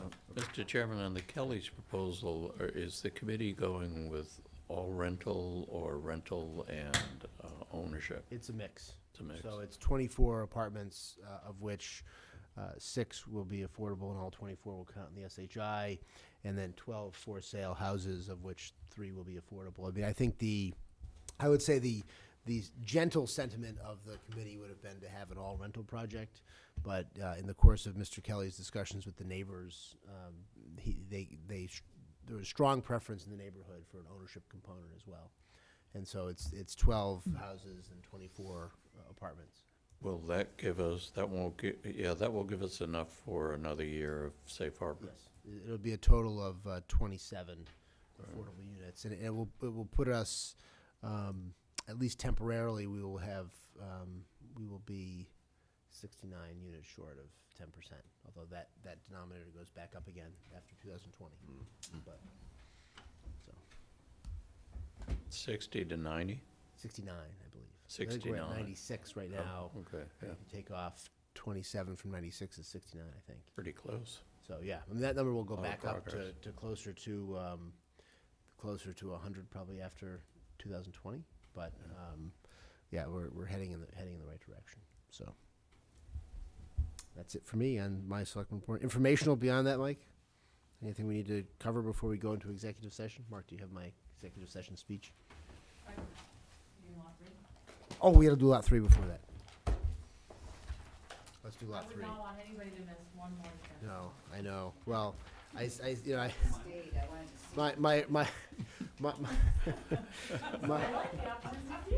So you guys don't get the idea. At the end of the season, there's this dramatic, we're cutting this and it's going away, and then you stop for 6 months, and Ragnar the Viking Right. dies in one, and you bring in the new guy at the end. It's not the next week. Yeah. So if you're gonna discuss lot 3, I'll recuse myself. And I had originally, my original thought in coming into the meeting was that we would do lot 3 at the end so that Pete could leave early. But now we have the executive session at the end, so he can't leave early. But I thought we should still do it near the end anyway, because my daughter Josephine, who is 10, as I was leaving the house tonight, they do sometimes watch the meetings, and she said, "Dad, are you going to be fighting with Gus Murby again at this meeting?" And I said, "Oh, you know," and I said, "I really, really hope not. But if we are, it's after her bedtime, and she won't know, and she won't know." So that's the speech. So, although I think and here's where I'll start, and I'm You going have to that talk too? mostly about areas of agreement on this. That one, right? It's just the top line of each Yeah. one. And mostly what areas, but it did underscore for me the fact that she asked that question, that I think Gus's assessment Lot of 3 can be- kind of where this lot 3 discussion has gone was accurate. And it's a conclusion that I've reached over the course of the last week, that essentially kind of your summary of where we ended up is a fairly accurate description of how things ended up. And so it kind of got me thinking, you know, whether it was worth bringing up again. And also sort of how we got here, when I think this is a subject in which we've got broad areas of agreement. And going back to our time on the Warrant Committee together, I think we generally had a similar view on this, and a similar view that that this should have been handled differently and better historically. And so I kind of came up with kind of where I think our areas of agreement are. You can respond at the end, but we agree, I think, in general, that this issue has not been well handled. We agree that it probably should never have been the responsibility of the Medfield State Hospital Master Planning Committee in the first place. We agree on the draft of town goals that we've promulgated out for commentary. We agree on a need to diversify the tax base and add development that is tax revenue positive. I think we agree that Lot 3 is not that important in the grand scheme of things. It's not the linchpin of long-term development in the town. It's not blocking other issues in the town. It's not a roadblock or a gating issue for anything else. And I think we agree that it's important to show developers that we can actually get something done, and that we're not just going to talk stuff to death. And kind of in looking back at it, I think one of the reasons that our disagreements kind of headed in the wrong direction is it's kind of that line about why academic debates are so heated, right? Because the stakes are so small, right? And we were arguing hypotheticals. We were arguing what a hypothetical proposal might look like and what it might do, and kind of in thinking about my own, where I came at this initially, my initial view of this, and then substantively I agreed with what I was saying, but my initial view of this was that it was also an effort to be deferential to a committee appointed by the Board of Selectmen, and to try to bring into fruition the recommendation that they were making about it. But in looking at it substantively, not procedurally, and not sort of how we got here, I mean, I think, my priority, I think, in stepping back from all of it, is to sort of end the logjam around Lot 3, turn it into a revenue positive area, take advantage of the strong economy, access to credit that developers have. And if we wait for further consensus or discussion, there may be zero interest at all in a bad time economically. And so, given that, here's what I would propose. I would propose a clean RFP. No preconditions, no complicated method of decision. I think given the fact that I don't think it's this hugely important piece of property, and I don't think you do either, there's no reason to reinvent the wheel over something that's not that, crucial. The proposals will have to tell us what they want to do with the property, how much they'll pay, what zoning relief we'll need, and then we'll just evaluate the proposals, if any, that we get in light of their contribution to our agreed town goals and the financial impact in the town, and the goal being sort of a clean lease with a limited need for kind of ongoing town oversight other than the ordinary regulatory review. And so, and my hope is, and my expectation would be, confronted with actual proposals and not hypothetical discussions, that I don't think either of us would stand in the way of something that would be good for the town and have something, positive moving forward here. So that's my proposal. I've taken it off my plate for now, Mike. Okay. There we go. Now it's really at the end. All right. Stay tuned. Next season. The Medfield Board of Selectmen needs to meet in executive session for the following purpose: to discuss strategy with respect to collective bargaining. I declare that an open meeting may have a detrimental effect on the bargaining position of the public body. The open session will not reconvene at the conclusion of the executive session.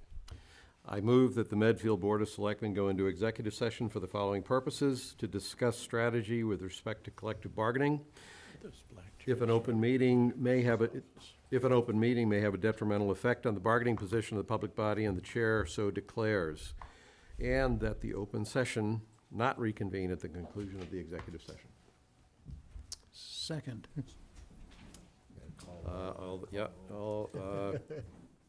So we start with Selectman Peterson. Yes. Murby, aye. And Selectman Marcucci. Aye. Okay. Carries unanimously. Thank you, Mark.